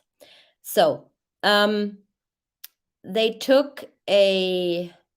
Actually, do you guys have all the evidence, the crime scene photographs from the house, like bundled up in one pile? Because I can. I went through this like 3-4 hours ago, and I was thinking it might be a good idea if I just provide them on my channel, put all of them into a video, so everyone who is new to the case knows what's going on, because it's hard to obtain the digital discovery now, because you got to tell them exactly what you want to have. They don't send out the whole bundle anymore. So yeah, just let me know in the comments or in the chat if you guys want to see all of them crime scene pictures they took in the house. Then I'm gonna just put them up in a video. Anyways, I talk too much. This, yeah, was one of the jackets. This was an actual crime scene photograph. I'm gonna put that missus away. So this actual crime scene photograph, it was on the kitchen counter. I have no clue where they found that. No clue whatsoever. I was looking and looking and looking in the discovery if that was even taken into evidence, and I could not find a thing. I found the some clothes that was not further described from the hamper, but I have no clue where they found that particular, what is it, a vest or a little jacket or a cardigan. And this is why I was asking for the size. That's an extra small, right? And without, being an asshole, but I do not believe that Shanann was wearing an extra small. No way, in my opinion. I mean, sizes differ. Yeah, like they do in shoe sizes. I sometimes have a 4, sometimes have a 5, blah blah blah. Yeah, But you're it's talking hard. European sizing though. When they What? have, you're talking about European sizes. When they No, no, say no. small, That's small, medium, that, large. that's the same sizes though. There's actually a size chart, and the sizes, as in extra small, small, large, medium, blah blah, that doesn't really differ from European sizes. So they found that somewhere, yeah. And look at this. It's just a thought. Don't stone me to death. It's just a thought. What I was thinking is, and I couldn't have chosen a worse picture because it's very, very blurry. But look here and look at the sleeves. They're a little different material, same as here on the shoulders. It almost does look like this is like some sort of corduroy material to me. If you're interested in seeing it in a better quality, go ahead and look for it. But doesn't this look very similar to that? I don't know. What's your opinion? Dave G, what's your opinion? Well, I don't know. I was going back to European sizes because, Who's the as you were expert? saying, Australian and UK and all that, they are different sizes. But the small, medium, large, they're pretty well straight across the board, pretty well the same size as Right. to lady sizing. So, but as to this jacket, I really do think it's the same one. But sorry, go ahead, Don. No, I was saying that you are the expert. Me? No, Dave G. When it comes to fashion. But I think the law enforcement couldn't or forgot to redact everything that would have involved NK. See, one thing I pointed out to TJ today too, when they did the Can catalog you of. guys excuse me for 1 second? I gotta go somewhere. I know where you're going, but no. Today when I was talking to TJ about when they cataloged everything that Shanann was wearing. Like here, I don't know why, but there is completely different. When they're picking up clothing and stuff like that, they always put down the sizes of everything, so that one that you know who it belonged to, you know, and it's like if you get a bra that's a 34C and all of a sudden there's a 36 there, then they can go ahead and look at that like, who in heck does this belong to? But with them, all they did is listed the color and what it was, and that was it, which is really, really strange. It's like another step that they never did. And again, there's no times when all this stuff was done. It's the same thing as when they said everybody died. It was a time when they recovered. It wasn't the actual time that, you know, they can tell by seeing what the contents were in their stomach and bug activity and stuff like that, but none of that was done because, again, it didn't fit their narrative. So I have my opinion on this. If you all have patience, in my following presentation, I will tell you how am I thinking about that. It's not that unusual. I find it quite logical, and I hope you'll agree with me, Dave, too. Okay, what's going on behind my back? We blew everybody's socks off. Oh, I want to know.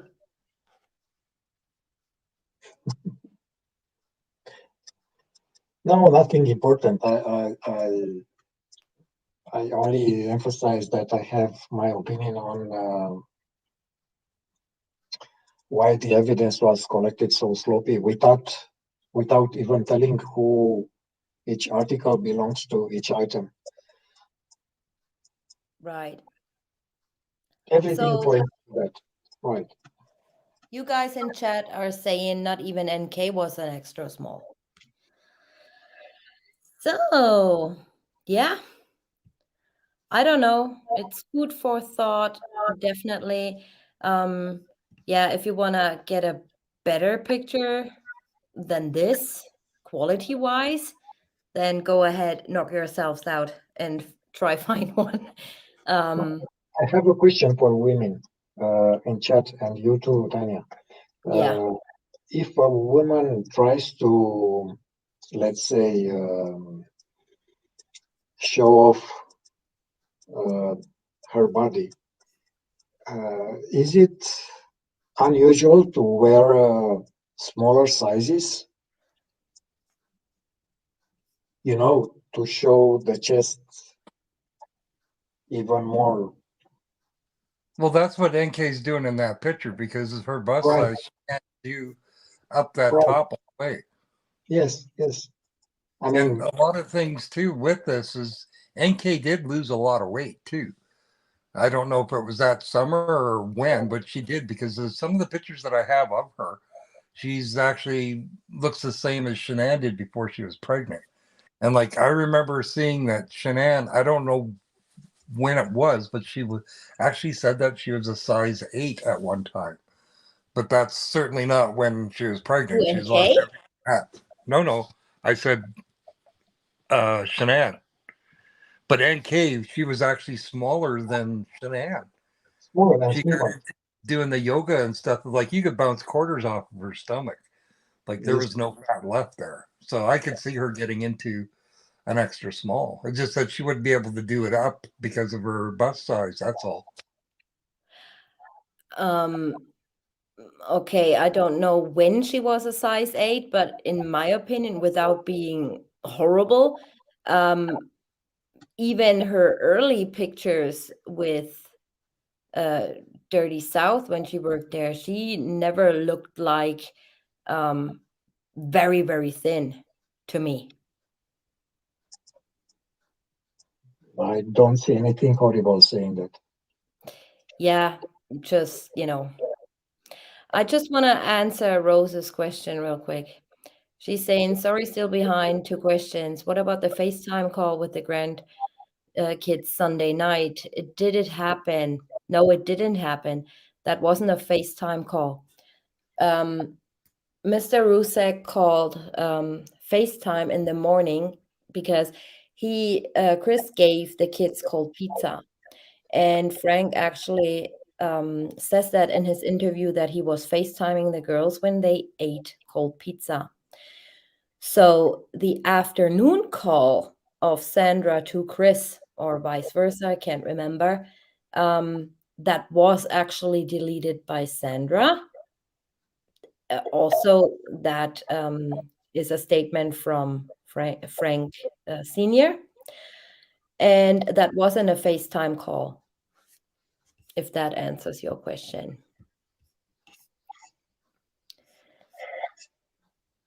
Well, yeah, it's just a high focus. It's just a little observation, not a fact, and I'm not saying that's her hoodie or cardigan, but it does look like to me. And in my opinion, Shanann wasn't an extra small.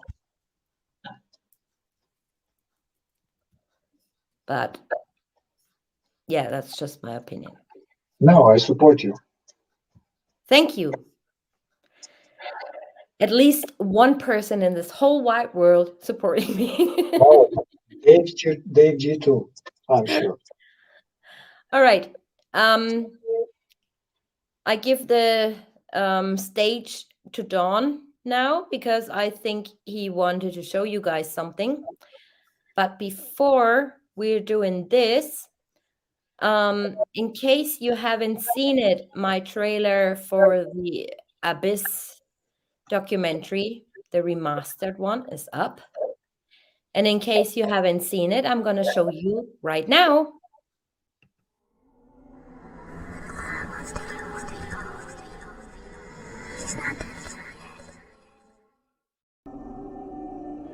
Why did you let him kill me?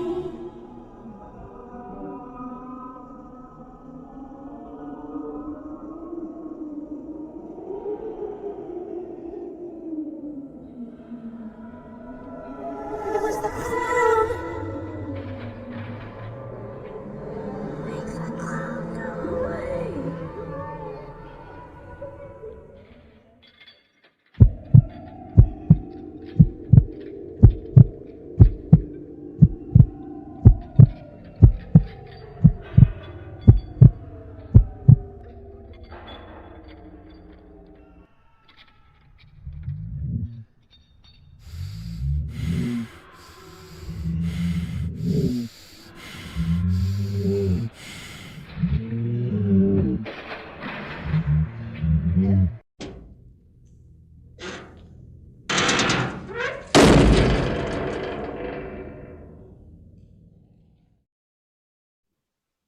That was it, my little trailer to the upcoming documentary.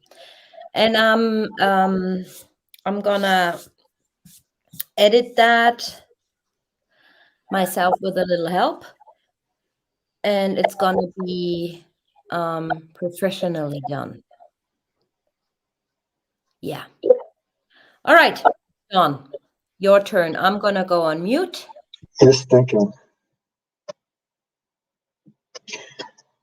This is a follow-up of my previous presentation titled Call a Spade a Spade. I tried to say things that everybody else, except Tanya, is feeling maybe not comfortable to say, but nevertheless, somebody has to do it. And what I would like to talk to you about in this presentation is about, first of all, you know this slide.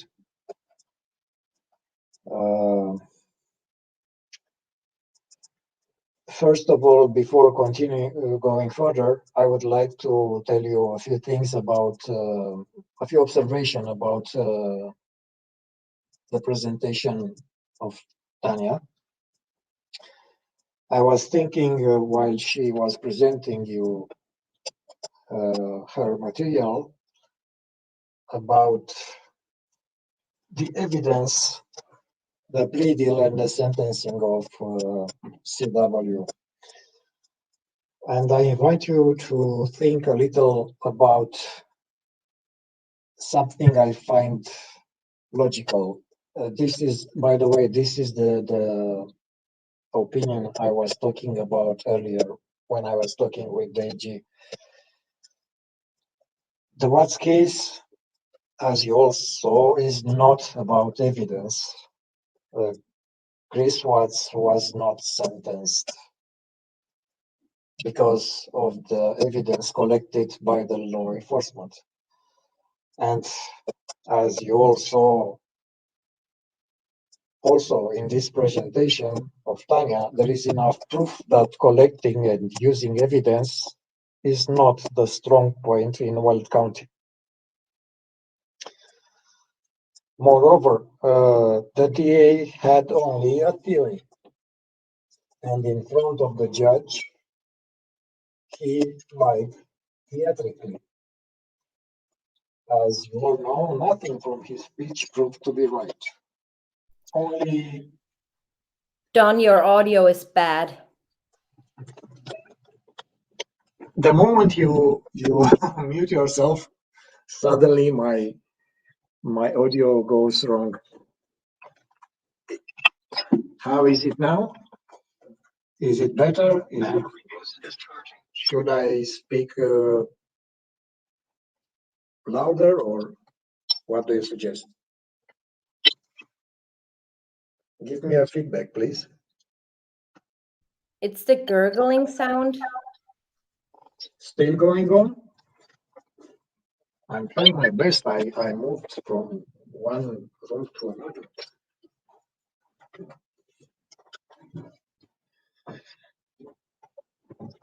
How is it now? Is it better? Still? Yes, Dave G, how do you hear me? he fell out of the stream. Oh, Welcome, Sarah, to the family.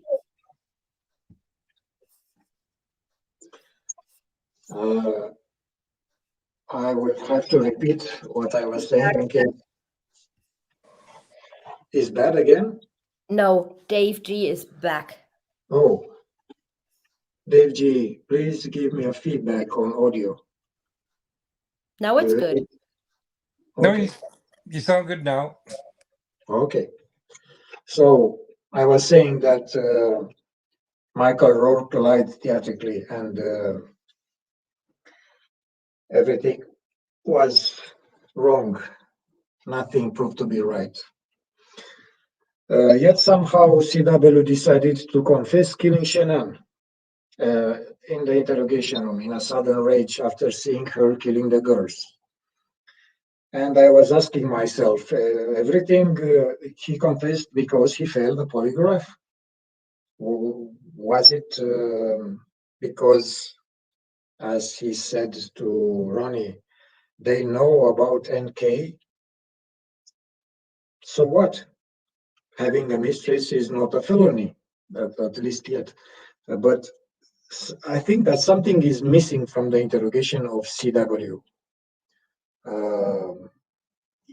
Somebody, at least in my experience, I didn't see a suspect confessing so sudden, unless the interrogators came with something shocking, like, for instance, bringing into the room a witness the suspect didn't know about, or at least thinking they are the suspect, the witness was on his side.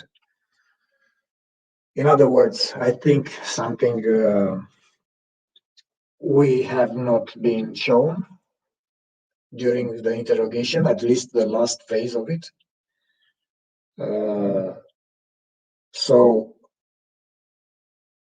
again, Why CW decided to take a plea deal later? No evidence usable in court. The polygraph is a joke for the faint-hearted people. So what are we left with? Maybe I will repeat myself. You know that I brought you a piece of information that I think it is time to say it right now. It is not from a disgruntled employee. It is from an FBI agent.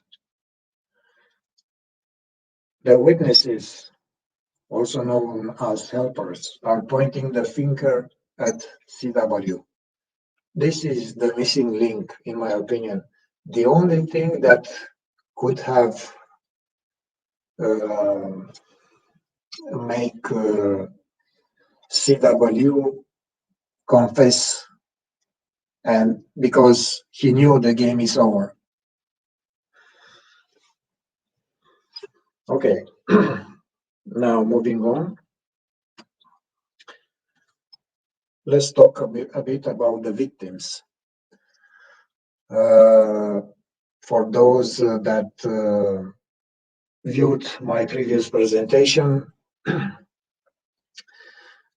I would like to inform you that there are things that sometimes I'm not saying, but please understand that you can gather information also from that. Sometimes keeping silence on something is the same thing as telling the truth openly. This is one of those cases about the victims. Let me show you again this, and now this. I consider these are the only true and collateral victims, because the only true victims are those that died. Shanann, the two girls, and the little star you see above Shanann's head is for Nico. We have the parents of Shanann. Oh, sorry, the parents of Watts, that I believe they are in denial. Everything they want to accept about the only information they want to accept is that telling them that Christopher Watts is not the killer of the girls. They have nothing against him killing Shanann, but not the girls. It is beyond their power of understanding. To me, I that can say something here real quick. sure. I do not believe that I think they come to terms with the possibility that he did that. Absolutely. And it may sound shitty to say this, but given what we saw and behavioral wise, I do see why a husband, snaps of some sort, right? We see that all the time. What I don't get is why the children. And I think that Ronnie and Cindy do not agree with him unliving Shanann, but it's hard for them to believe he could have done this to his children also. We all believe the same thing.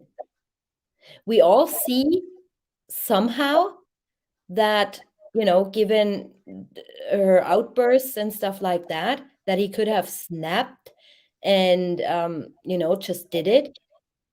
But we cannot see, our brains cannot comprehend a seemingly loving father which he was, evidently, does this.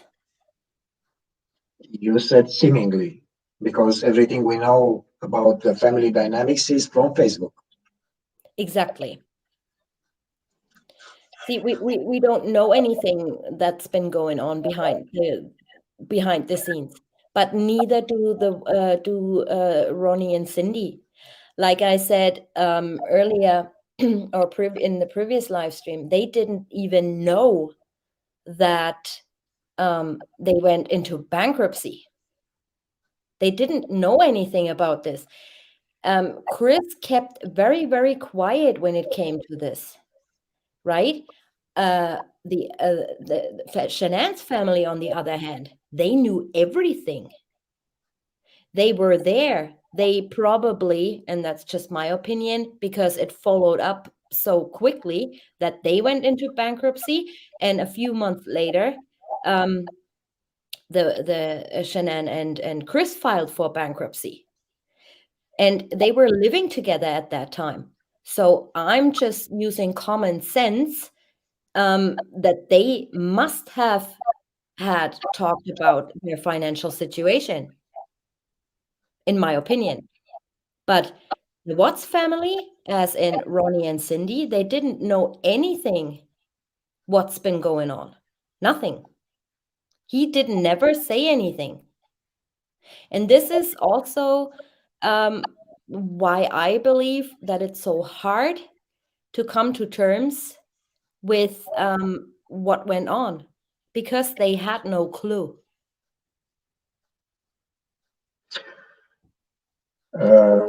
When she freaked out because of Nutgate, of course.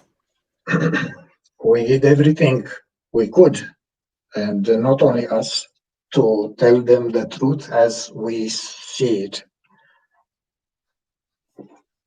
Nothing helped.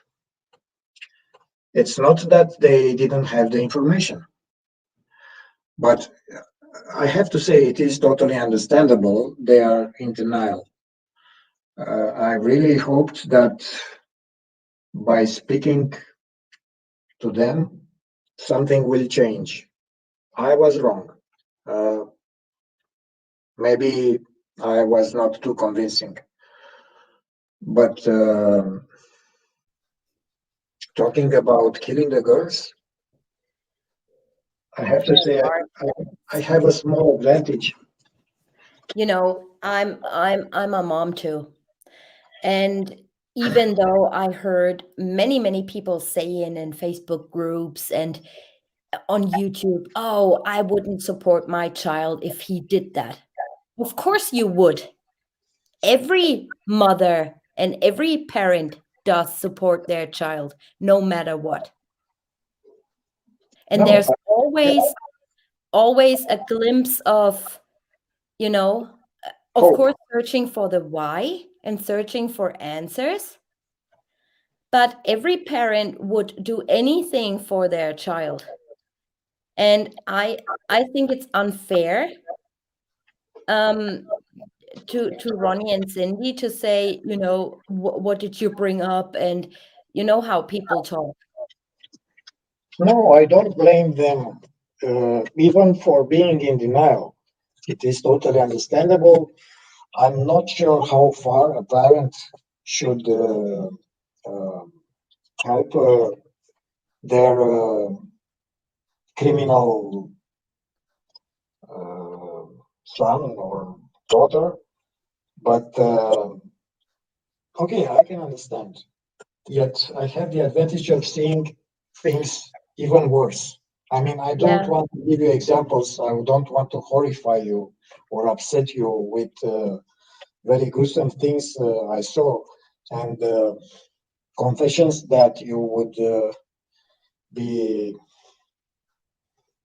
amazed and horrified. But I trust just me, think it's so hard to understand for the family because they did not have the background information. They did not know what's been going on because all they knew was everything is fine, except when they felt it when she was there. Like, and sorry, but I do not agree with what Shanann did. She absolutely, in my opinion, and I'm entitled to state my opinion, she absolutely over-exaggerated that situation. Correct. Yeah, it's like a me. All about, and I mean, I don't know her. I also only know her from videos and what I've been told. But I wouldn't have put up with, if that was my daughter-in-law, I would have probably put her to the side and have a good word with her. Right? But, yeah, it's just, I think that the background, and they were always left out. The family was always left out. Probably, maybe, that's not a good opinion to have, but I do feel, in my personal opinion, I do feel like Chris was scared of Shanann. This is what I think. Yes, it was a combination of being scared and hating her. And I think what parents do is trying to protect their child. And this is what Cindy did. She wanted to squeeze it out of him, like, what is going on and why and why, and same with when they wouldn't let her go to see Chris when he was in county jail. Why didn't they let her go see him? Simply because they knew a mother has influence on her child. And he probably, when she would have spoken to him, he probably would have said, "You know what, Mom? I'm not going to take this plea. I'm going to fight." And this is what Cindy said. "I want you to fight. Why don't you fight this?" I think he was scared of her. I think he was always kept quiet. And he had too much inside of him, too much anger. And he didn't know where to turn with his anger. But like I said, that's just my opinion. No, it's nothing wrong with that. And I don't know why we have to walk on eggshells each time when we talk about Shanann, for instance. Let's say that she was the mother of the year, the wife, the perfect wife, and so on. If that would be true, what are we left with as reason for CW to kill her? It's like one morning he woke up suddenly and he No, said, "Today I will murder all my family." no. This was, and again, my opinion.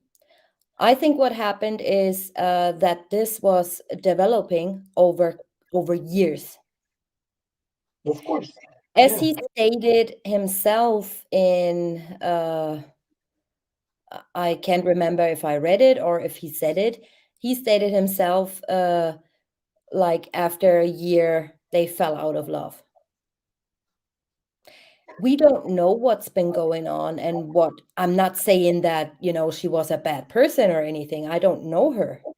But from what we have seen, we got to look at all aspects of the case, in my opinion. And like I said, I do feel like that he was scared of her, and he didn't even have friends, right?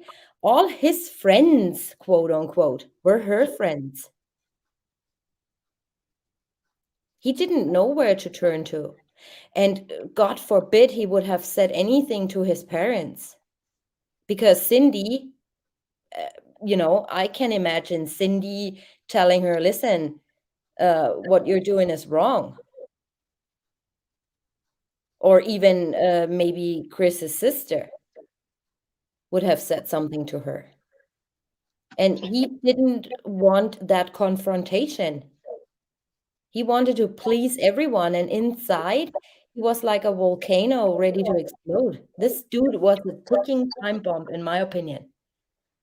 Of course, the apple doesn't fall far from the tree.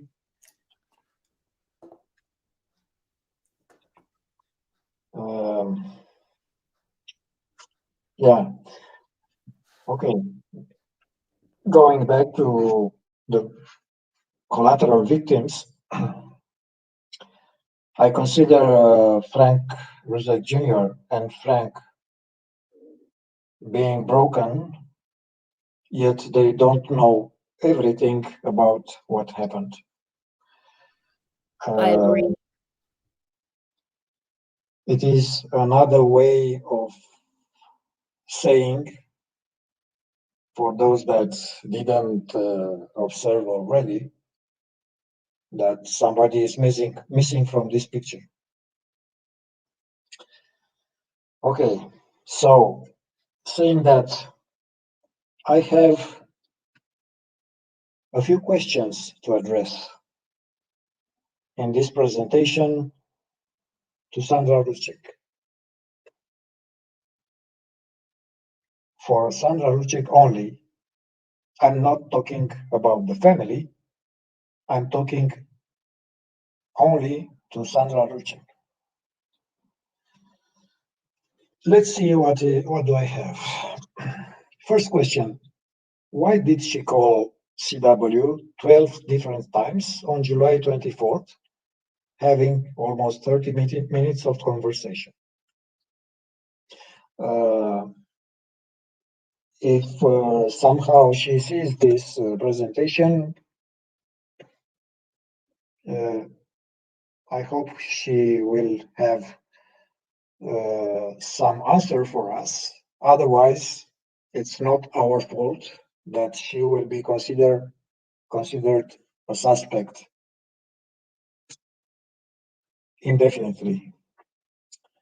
Second question, why did she talk with Chris Watts for 12 minutes on Sunday, August the 12th, when CW called her at 5:07 p.m.? Third question, did she send Nicole Atkinson at the Watts house Monday morning at 8 a.m.? If yes, why? Fourth question, why did she call the school twice asking about the girls? I mean, did she know something that we don't? Nobody knows. Fifth question, what rational reason had she to call Officer Goodman on Tuesday at 4:38 a.m. to say she is suspecting CW of foul play?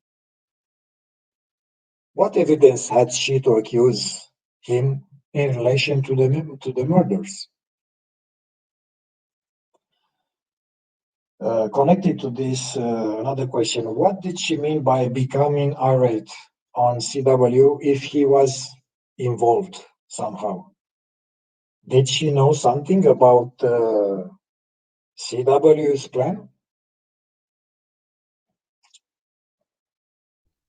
See, there again, of course, in my opinion, this mirrors, and that's good questions, by the way, that mirrors that Shanann's family knew him probably better than his own family in terms of, their private life. Right. Moving on. How does work the feeling she had about Shanann not putting up a fight? Also about seeing CW pouring oil on the girls. Not on everybody, just on the girls. And I have a comment. The law enforcement is not acting on premonitions, especially when they are too detailed. Me personally, I would like a scientific explanation. I'm not buying the vibrations, the apparitions, the flashes, or any other paranormal activities with zero documented proof. I want a rational explanation about those feelings and premonitions. Another question, how did she know that Chris was talked on Monday to a neighbor, complaining that he feels being watched by the Rucheks. Somebody might have told her. So, in other words, the informants I was talking about, they exist. Is it true that she had an extremely close relation, by her own words, with Shanann? That they talked every day?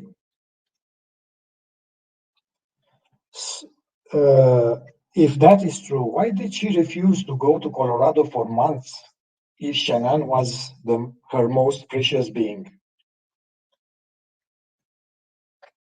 John, hold on Finally, a second. Hold on a second. Would you answer that, please?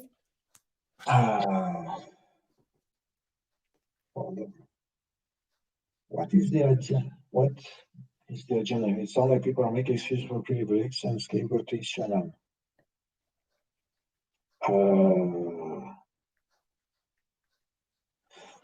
Excuses? I don't see any excuse. If you Indian paintbrush know me and saw my presentation, you would know that I consider him the main actor in the killings. I didn't find any excuse. On the contrary, I find him a coward because he's not telling what he knows.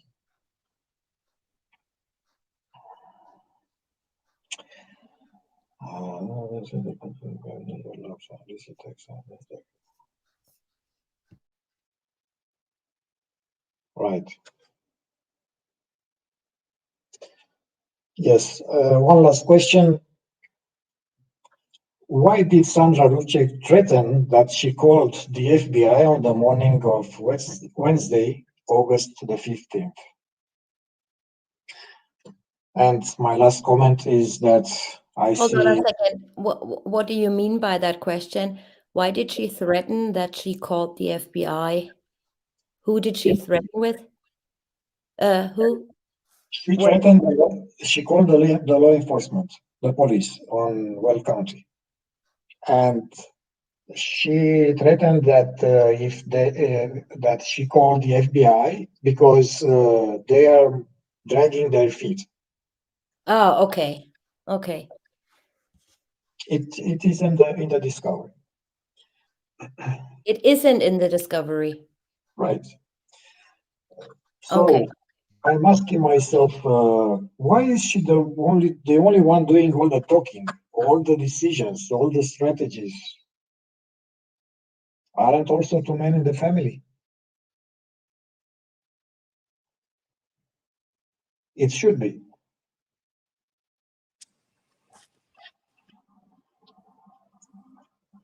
Let's hope that this series of questions will be answered. If not, I'm sorry. We will move on. And I am confident that the truth will come out and justice will prevail. It is just a matter of time. I hope so. Not, One thing I was not by the official institutions, but by us, the people. Yes, Dave. One thing I was wondering is why Sandy, how would you put it, talked to Lorna Arnold and never told her husband and her son that everybody was dead. Yet she let them find out about it on the news. I was always wondering if she was even in the same house or even, like, I don't know, I'm just speculating, if her and Frank were even together at that time, because she was going by her maiden name, not by the Rusick name. She never used the Rusick name until, well, when all the fundraisings and all that other stuff came in. So it just strikes me kind of strange that she, like, if she found out about it, why didn't she tell her family that they were gone instead of telling Lauren or Arnold, you know. So it just doesn't make any sense to me. So it's not that she's a suspect, isn't a suspect into a murder. It's more or less suspicious behavior. It's questions that we all want to know, and maybe Rourke knows. Maybe that's why they never showed an actual interview of her, because he did stay there for 3 days. Maybe he knows what it's all about and just can't share it with the public because in the public's best interest again. I don't know.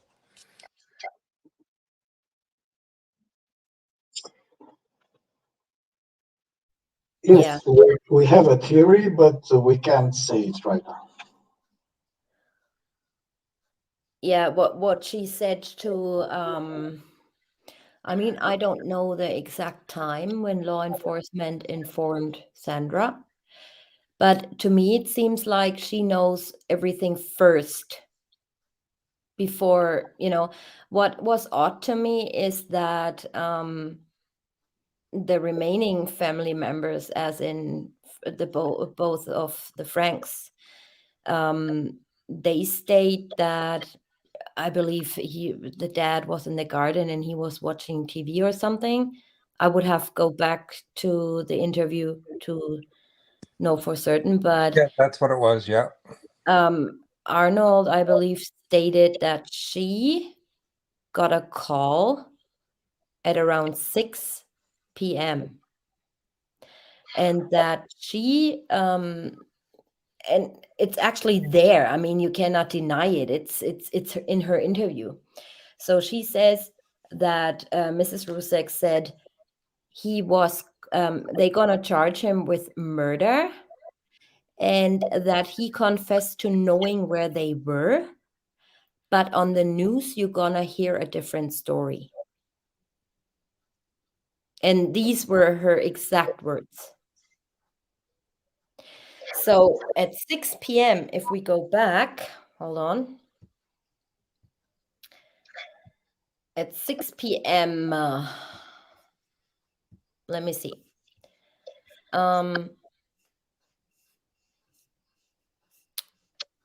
So hold on. Here. 5:51. He was talking to his dad at 4:43.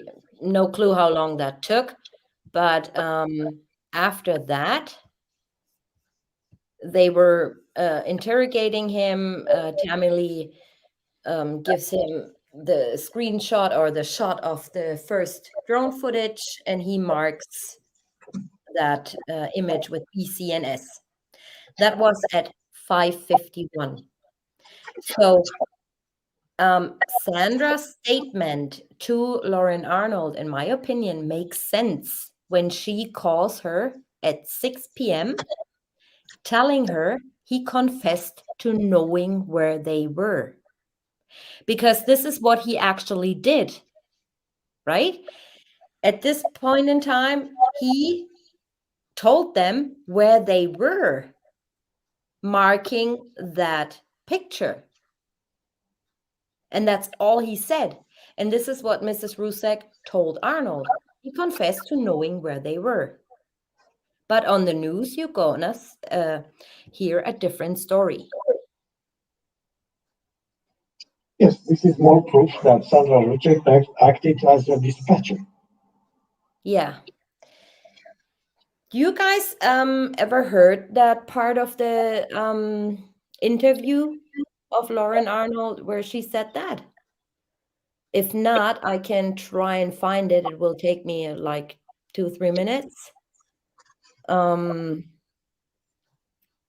just gonna would you take over, Dawn and Dave? I'm gonna see if I can find it real quick. If I don't find it quickly, then I'm not gonna show.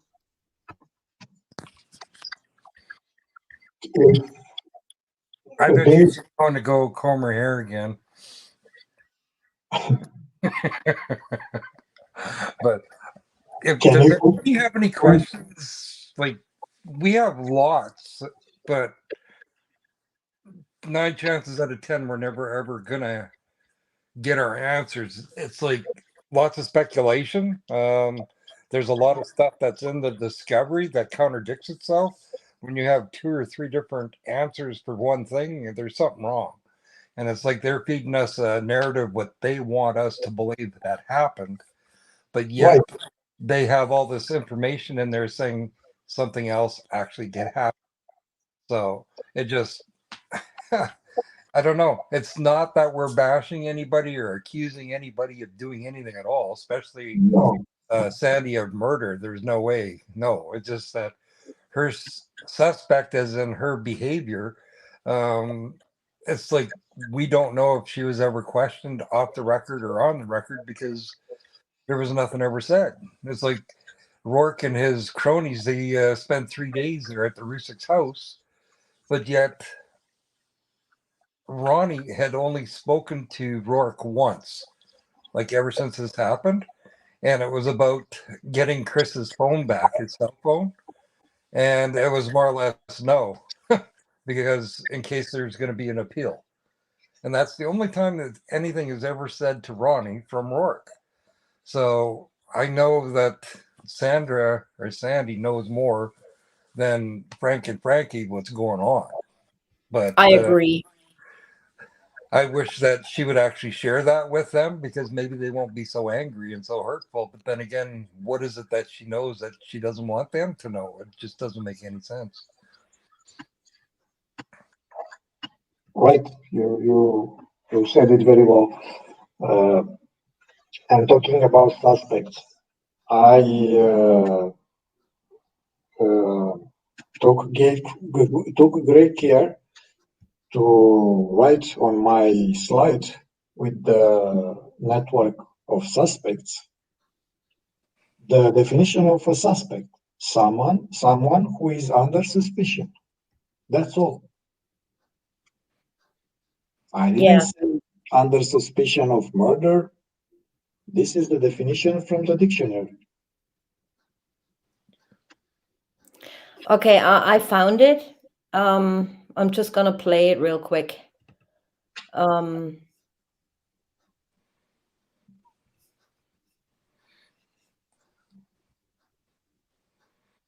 He tells me that they had taken Chris into custody, and I said, for what? And she said, on suspicion of, I think she said on suspicion of murder.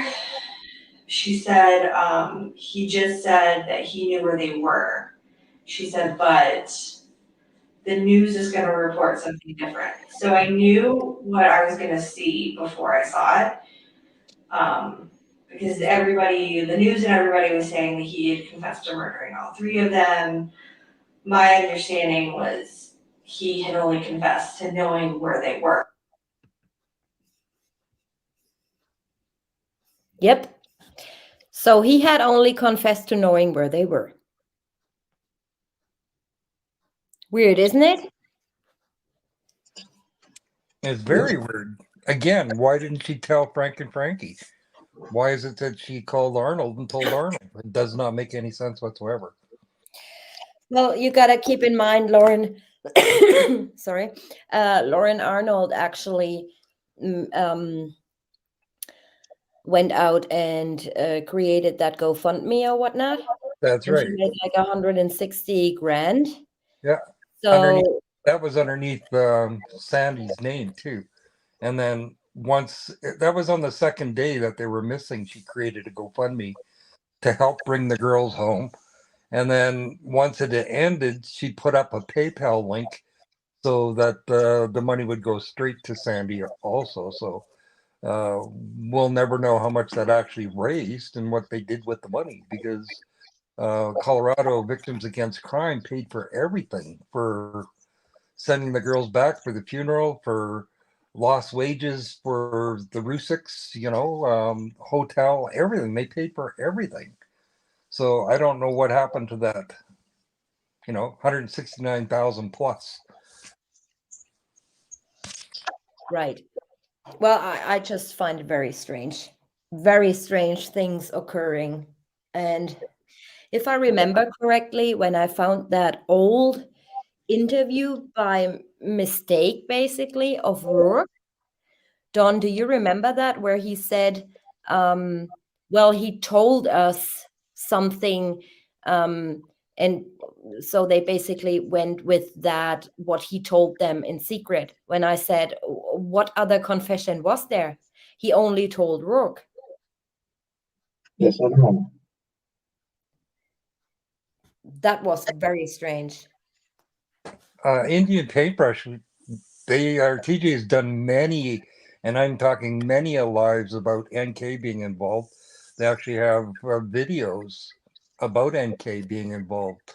So we've had lengthy discussions about NK. There's really not much to be said about Jim because, again, we don't know if he was ever interviewed or not.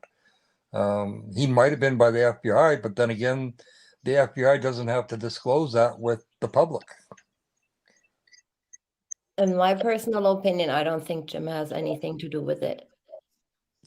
Because if you go according to her phone records, shortly after the murders, he was very distant, I would almost say. Like the daily phone calls never happened again, and almost the hourly phone calls, I gotta say. Um, it often went to voicemail. He didn't call her back. And it was not before, I believe, September that he actually returned her phone calls for longer. So I think he just wanted to distance himself from the whole situation. I don't know. It's just a feeling, but I don't think that he was involved in any way, shape, or form. But of course, what do I know? I wasn't there. Don, Uh, do you think that he was involved? Sorry? Do you think that he was involved? Or Dave, do you think that he was involved? Well, with me, I have them tire tracks backed up to the back fence. Okay, so that they're clearly mud tires, the same as what NK had on her Forerunners. But then you also have the gray Dodge Dakota parked in front of Betty's house, and it never left until sometime after noon. So how could the two vehicles be used at the same time by one person? It's Right. like if she was to go over on that 111-minute phone call, she'd be driving her Forerunner over there. I don't find Jim being involved. He was only one of NK's confidants. Maybe they had an affair in the past. I don't know, and frankly, I don't even care. As Talking she about states, or I think her dad actually states in the interview, or she states it, that he's an old family friend. And when she's, no, leave, he has nothing to do with it, leave Jim alone, blah, Yeah. blah, blah. I think she was scared that he is learning about what she really did or does. I think she wanted kind of to save face because no, he was a family friend. I don't know. I'm just theorizing here. Yeah, I think you're right too, because if you stand back and think about, okay, that when like the 2017 um, doing the search for Shanann and then the search for Chris, it's like, why would she actually have to do a search for them if she already knew Chris? Okay. But then if you go to one point again, you have Amanda that worked with NA and Sandy at the hair salon. And all of a sudden she's having an affair with Chris. Okay. Then you have Trent Bolt that's friends with Charlotte, that's friends of NK, and he's supposed to be having an affair with Chris. How many more like others are out there. It's almost like these people were brought into the picture in order to distract Chris from Shanann and the girls so that he would either leave them or get a divorce or whatever. That's what it seems to me. And that's what I'm wondering about NK, if she was actually put there for the same reason. It just that it was never disclosed on how she ended up there. Because they knew it, they've had to have known each other longer that she'd come up and say that she missed his warm body against hers. You know, you don't come up and say that the first week that you're supposed to know this guy. But that was my thought, anyways. I'm sorry. It seems like somebody brought these people into the picture in order to distract Chris, and during that 5 weeks was a perfect time because Shanann and the girls weren't around, and it'd be an easy way to get his mind off of them in order to break them up. What you're saying is actually a very good point. You know, they, I do believe there is anyway connections between all of them, even though we cannot explain where they got to know each other. But it's obvious that there is a connection and that they knew each other. So, with what you were saying, Dave, basically they were waiting for Shanann to go to North Carolina for 6 weeks, makes puts Chris in a situation where he is easier targeted, in my opinion. Oh, he is, because he's not around the girls. Exactly, and it's like- also she is not around. That's right. Because if you go back to Chris from when he was like younger, everything he did, he mimicked everybody else. So it's like with Shanann, how good she was, like with the girls and that, he mimicked the same thing. The only thing is he had to Google when to say I love you and the kiss and all this other crap, right? Because he didn't know. So with him hanging around with NK, he's going to be mimicking the stuff that she was doing, if you know what I mean, right? So with him, it was all about NK and it wasn't about the girls anymore because they weren't there. It's like he's a hollow soul walking around that can't make a decision for himself. Everybody else has to make it for him, and that's why he's doing so good in jail, because he doesn't have to think for himself. He's doing what he's told, so he's a model prisoner. But the ideas that he was coming up with about NK telling him how much money it was going to cost him for a divorce, and he'd have to buy another car and probably alimony and paying for the lawyers and then paying for the kids, so much a month for the kids, and then having to look for a new place. He had no money to start off with without having to come up with more. Right. Please allow me to tell you my 2 cents about Jim. Initially, I thought that he was an accomplice of NK, especially when I heard her saying during the interview with Kevin Kovac that leave Jim alone. But later I understood that NK looked high at Jim. He was her role model and her confidence too. Each time people are asking why did she call every time Jim? Because she trusted him and wanted to confess to him everything she did. So by telling leave Jim alone, she was afraid that the investigators would eventually interrogate Jim and he will tell all the things that NK confessed to him, what she did. It's not like he was involved in the murder, but knowing everything NK did. To be honest, if I'm innocent and I have an alibi, she's stating he came over, they both were sick and they spent the day or the night or whatnot at her place. If that was my only friggin' alibi in a murder case, why would I say leave him alone? I wouldn't care. I would do anything to prove that I'm not involved in this. So I would have said, yeah, here's his phone number. Call him now. So her saying leave him alone and he got nothing to do with this. Yeah, that makes me suspicious. Or am I wrong?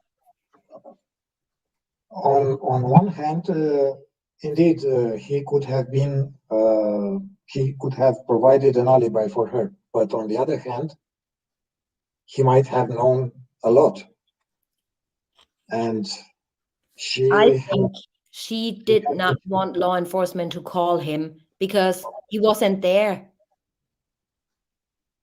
He wasn't there to provide an alibi. Maybe if they had called him and asked, "Oh, did you spend the night or the day at this place?" And he's like, "What the heck are you talking about?" Yes, that is possible too. You know? And then she would be in deep shit explaining where she was. Right. One of the things I would like to address, I see people saying all the time, even Dave G said earlier, that this is a mystery, all kind of a ton of unknowns and so on. We don't have to concentrate on every detail. I tell you from my experience that even if the killer confesses openly what he did, not every detail is solved, not every question is answered. This is not what we're interested in. I mean, let's focus on the main things. Who are the helpers? Who are the accomplices that have not been brought to justice? I really don't want to know details like, for instance, when they went to the sand dunes, they had a threesome in the tent, like somebody asked me. But I would like to know who knew about Chris Watts' planning to kill the girls and Shanann, who helped him, maybe even helped him kill the girls. That is the kind of answer I'm looking for. Let's wait for the details for later. We have something more important to solve before those details. Of course, there are many mistakes in the discovery, and maybe they are put there to throw us off track. A lot of red herrings, but otherwise, there are only a few questions that really matter. One thing about the sand dunes, I'm glad you brought up because Chris woke up during that night and Kay was gone. She never come back till an hour and a half after he woke up. So, like, where the heck did she go? And why is it they needed to buy extra ice? And it's like, she said that she was going to pay for it, but then again, he turned out paying for it instead. Why is it that he didn't want to pay for the ice? That didn't make sense to me either. You're not helping me. I was trying to prove a point. I know that, but it's a question that's been bothering me for 3 I years. really don't.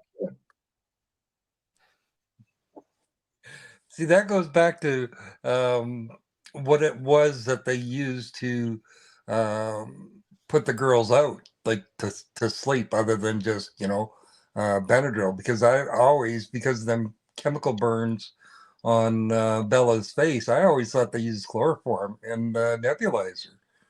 Because again, with the nebulizer, it was there during the wellness check in the laundry room, but when the canine search come, it was gone.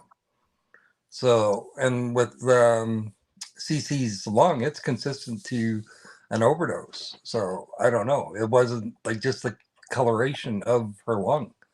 So, but no, it's just other questions that I have that will never, ever be answered. This happens when they don't provide the detailed autopsy report. And I agree, the autopsy report is one main thing that is missing and could answer to a lot of questions.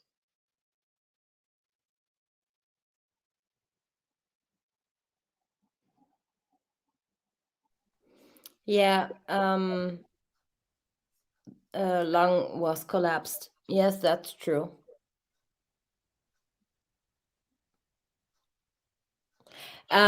Dave G, I have a question for you. Maybe I'm stupid, but how is Cece's lungs consistent with chloroform poisoning? It wasn't collapsed. If you look at the wording of it, I actually had to Google to see what it actually meant, and what it was is it's the same consistency as if like that's the reason why they stopped using chloroform in the hospitals, because it's too unstable. They have to have it at a certain temperature. If they got it on the skin, it would actually burn. It's like if they put it in a nebulizer, it comes out as a vapor, the same way it is like in an oxygen mask in the hospital. Okay, if they put it on a rag, on a liquid form on a rag, then it's going to burn your skin, like the burns that were on chemical burns that were on Bella's face, on her upper part of her mouth. So that's what gets me. But if you look at the autopsy, it's not a collapsed lung. I actually, seriously, I had to actually Google what the term was, and that's what it was. It was consistent of an overdose of like a chloroform. Well, I have some different information since I was talking to some medical examiners. That's right. They, I know. and they stated it clearly says that one or both, it's not really described left or right, but the lung was collapsed and so was Shanann's. Right. But that goes to as if you were suffocated, not if you were strangled. No, because there is only 3 ways your lungs can collapse. I already forgot about it, but I made an autopsy video where I explained the 3 ways of a lung being collapsed, and it's different with children than it is for adults. Right, because they're the smaller lungs. But as to Shanann, though, is what I'm talking about. Like the kids, like it doesn't take nothing at all for their lungs to collapse. But an adult, because they're bigger lungs, it's Yeah, going to take even different. right, even if you put pressure on their chest, the lung can easily collapse. That's Easy. right. Yeah, well, that's the same as like you seen. I can't remember who it was now. Sorry, where police go and handcuff somebody at their like behind their back, and they always try to get them on their side because again they could collapse the lung or starve the lung from oxygen just from laying or being on their stomach or whatever. So Right. And also what I learned was that if you abuse chloroform, because some people do abuse that too for, as a kind of drug. yes, you get a Um, discoloration in the lung, and there was a discoloration. I'm sure of it in Cece's lung. your airways and depending on the amount, your airways and your nose and everything, if you use chloroform, it's leaving a yellowish residue. Yeah, that's what I've just in her lung. See, that's one thing too that Chris said. I had to kill them twice. Okay, Mm-hmm. now with Cece, there is no cause of death in her autopsy. But then you look at Bella, and she fought like hell. So to me, Bella woke up because that was one thing about chloroform. If you give them too much, you either brain dead or they could die. Or if you didn't give them enough, they'd wake up. Are we talking about collapsed lungs as a result of the autopsy or as a chronic disease? Result of the autopsy. Yeah.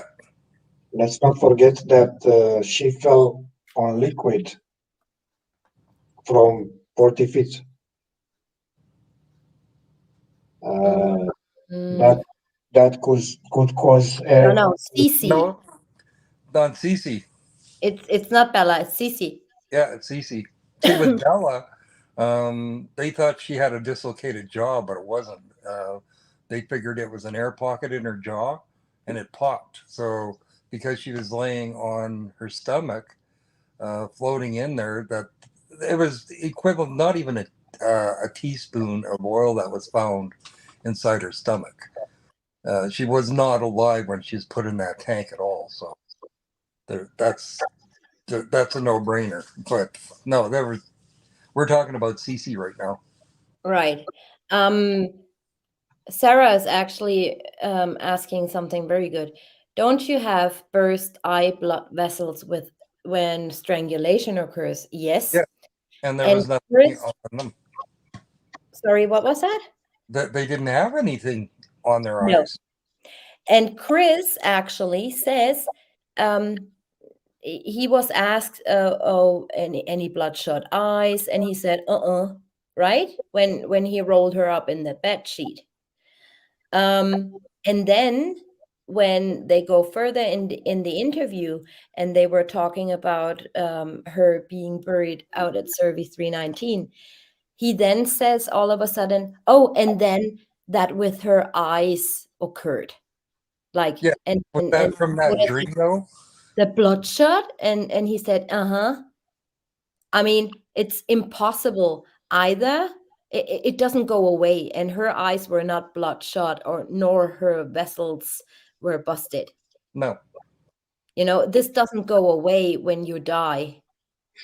Like, this stays. So, total lie.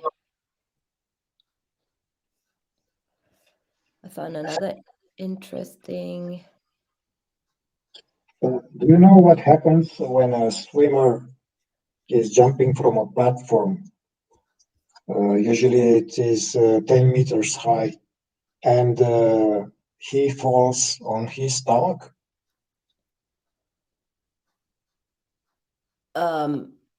It's definitely not ending good, yeah. It could be lethal.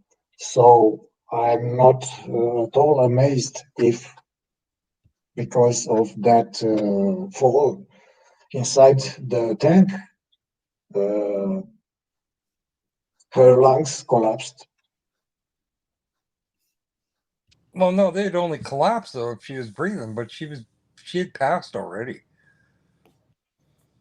And by collapse, I mean air entering into the chest cavity and pressing on the lungs, to be precise. Yeah, but Cece, she was actually in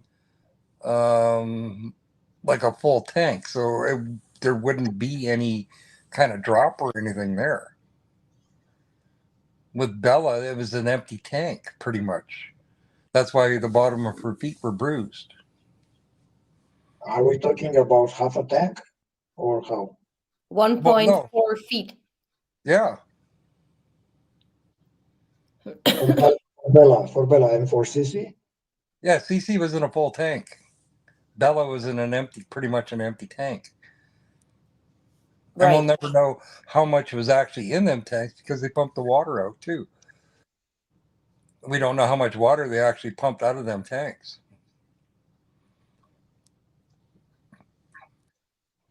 Yeah, anything is possible. I don't want to suggest something gruesome, but there are any other ways that her chest could have been compressed during killing her. Well, I realize that too, but I can't. I'm not going to go there because just from what the autopsy shows, that I don't think that happened at all.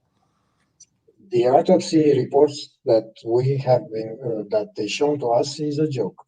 Well, I know that, but it's the whole thing of a discovery too.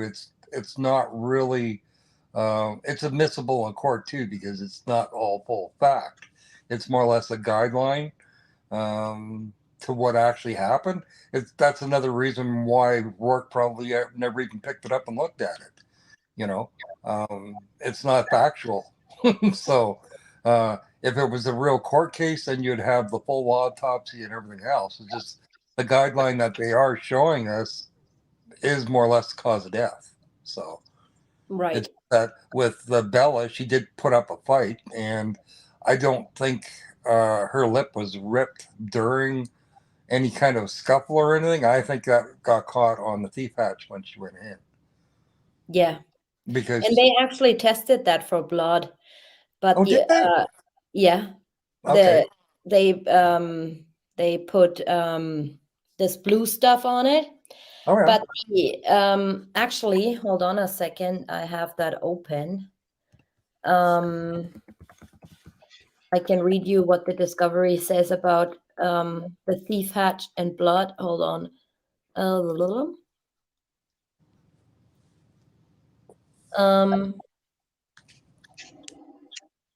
Here, Blue Star latent blood reagent was applied to the thief hatch of each tank after positive and negative presumptive tests of the reagent had been done with expected results.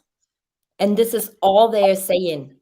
They're not saying that there was blood found. They're not saying there wasn't blood found.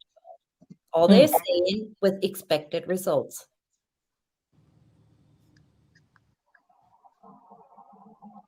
That's all they're saying. Mm-hmm.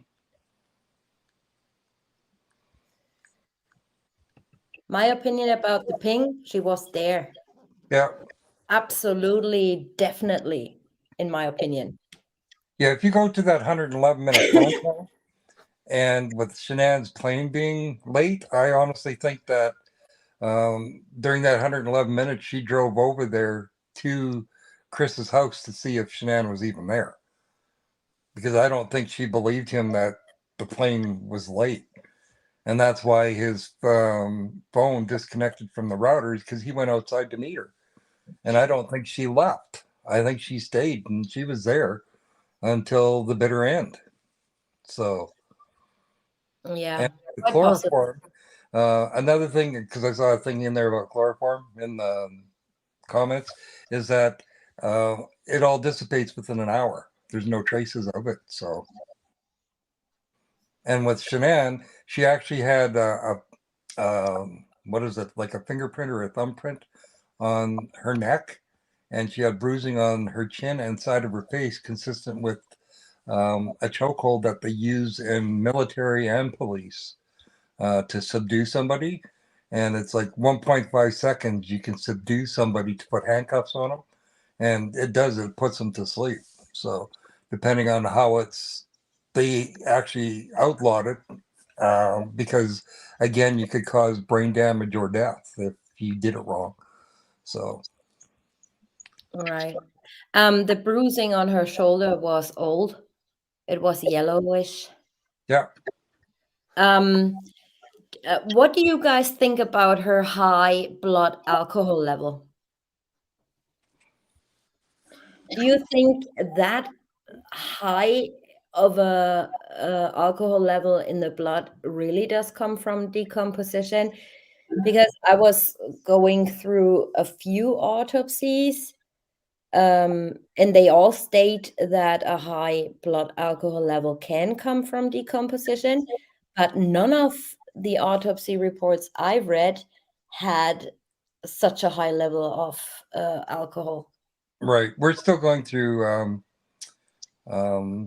Shannon's I'm sorry, her comments and that she's given to her girlfriends, and it seriously, I don't want to say too much about it, but she liked her wine.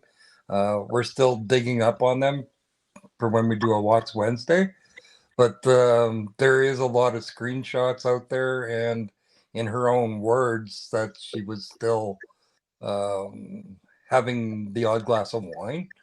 So we're not sure about, because the plane was delayed, what she was doing at the airport. It was weird that the police had to go back and talk to everybody that was at the dinner table to see what everybody was eating and what they were drinking. So, but again, we're still looking into that. So I really can't say without the black and white proof in front of me, but there is text messages out there. To me, That's it is, sorry. to me, it is easier to think that I don't trust the autopsy report. I told you earlier, I consider it is a joke. So why bother? I don't take the autopsy report at face value. I don't trust it. I do think that there is a lot missing. Definitely. So I have a question for you, and I think Dave G can answer that because he was into the documents a lot. So Martina is asking, can you please explain why Shanann was on the witness list? Shanann? Mm-hmm. Well, the only thing that they would have Shanann is like all her videos. Okay, it's like there's a YouTuber that's being taken to court right now, and they don't have to call any witnesses because of this YouTuber being on YouTube all the time doing the nasty things that they do. So with Tell me that, all about it later. yeah, the whole thing is that because there's video recordings of that person, they can actually use that in court because that's the actual person that's saying it. The same thing with text messages. If the law enforcement takes it off of a cell phone, then it's not altered in any way. They can use that as Shanann being her own witness to something that she said. It's like a voir dire almost. It's like if TJ told me something and TJ wasn't present at the time of court, I could actually, they do a voir dire where I could actually repeat what TJ told me in court as if TJ was there saying it herself.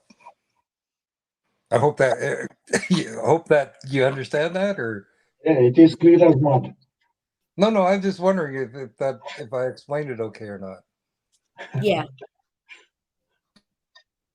One of the biggest questions is again with that witness list, why is Dwayne Kessinger on it other than he had to have witnessed or heard what took place before NK went and talked to FBI. Same with Troy McCoy.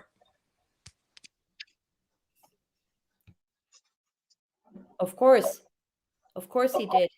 I found that even in his interview that he said, you guys, I helped you when you asked me to bring you out there, I did. And this is when I believe is when he said, oh yeah, he told him he can hide things and stuff. With the whole law enforcement in Weld County and also the FBI that was involved, I have the feeling that the left hand did not know what the right hand was doing. So mistakes like, some agent is calling McCoy at 2 p.m. and the other in interrogating or interviewing agents did not know anything about that phone call. So he had to provide his voicemail to them. I mean, what's going on there? So who had him first by the ass? Them or them?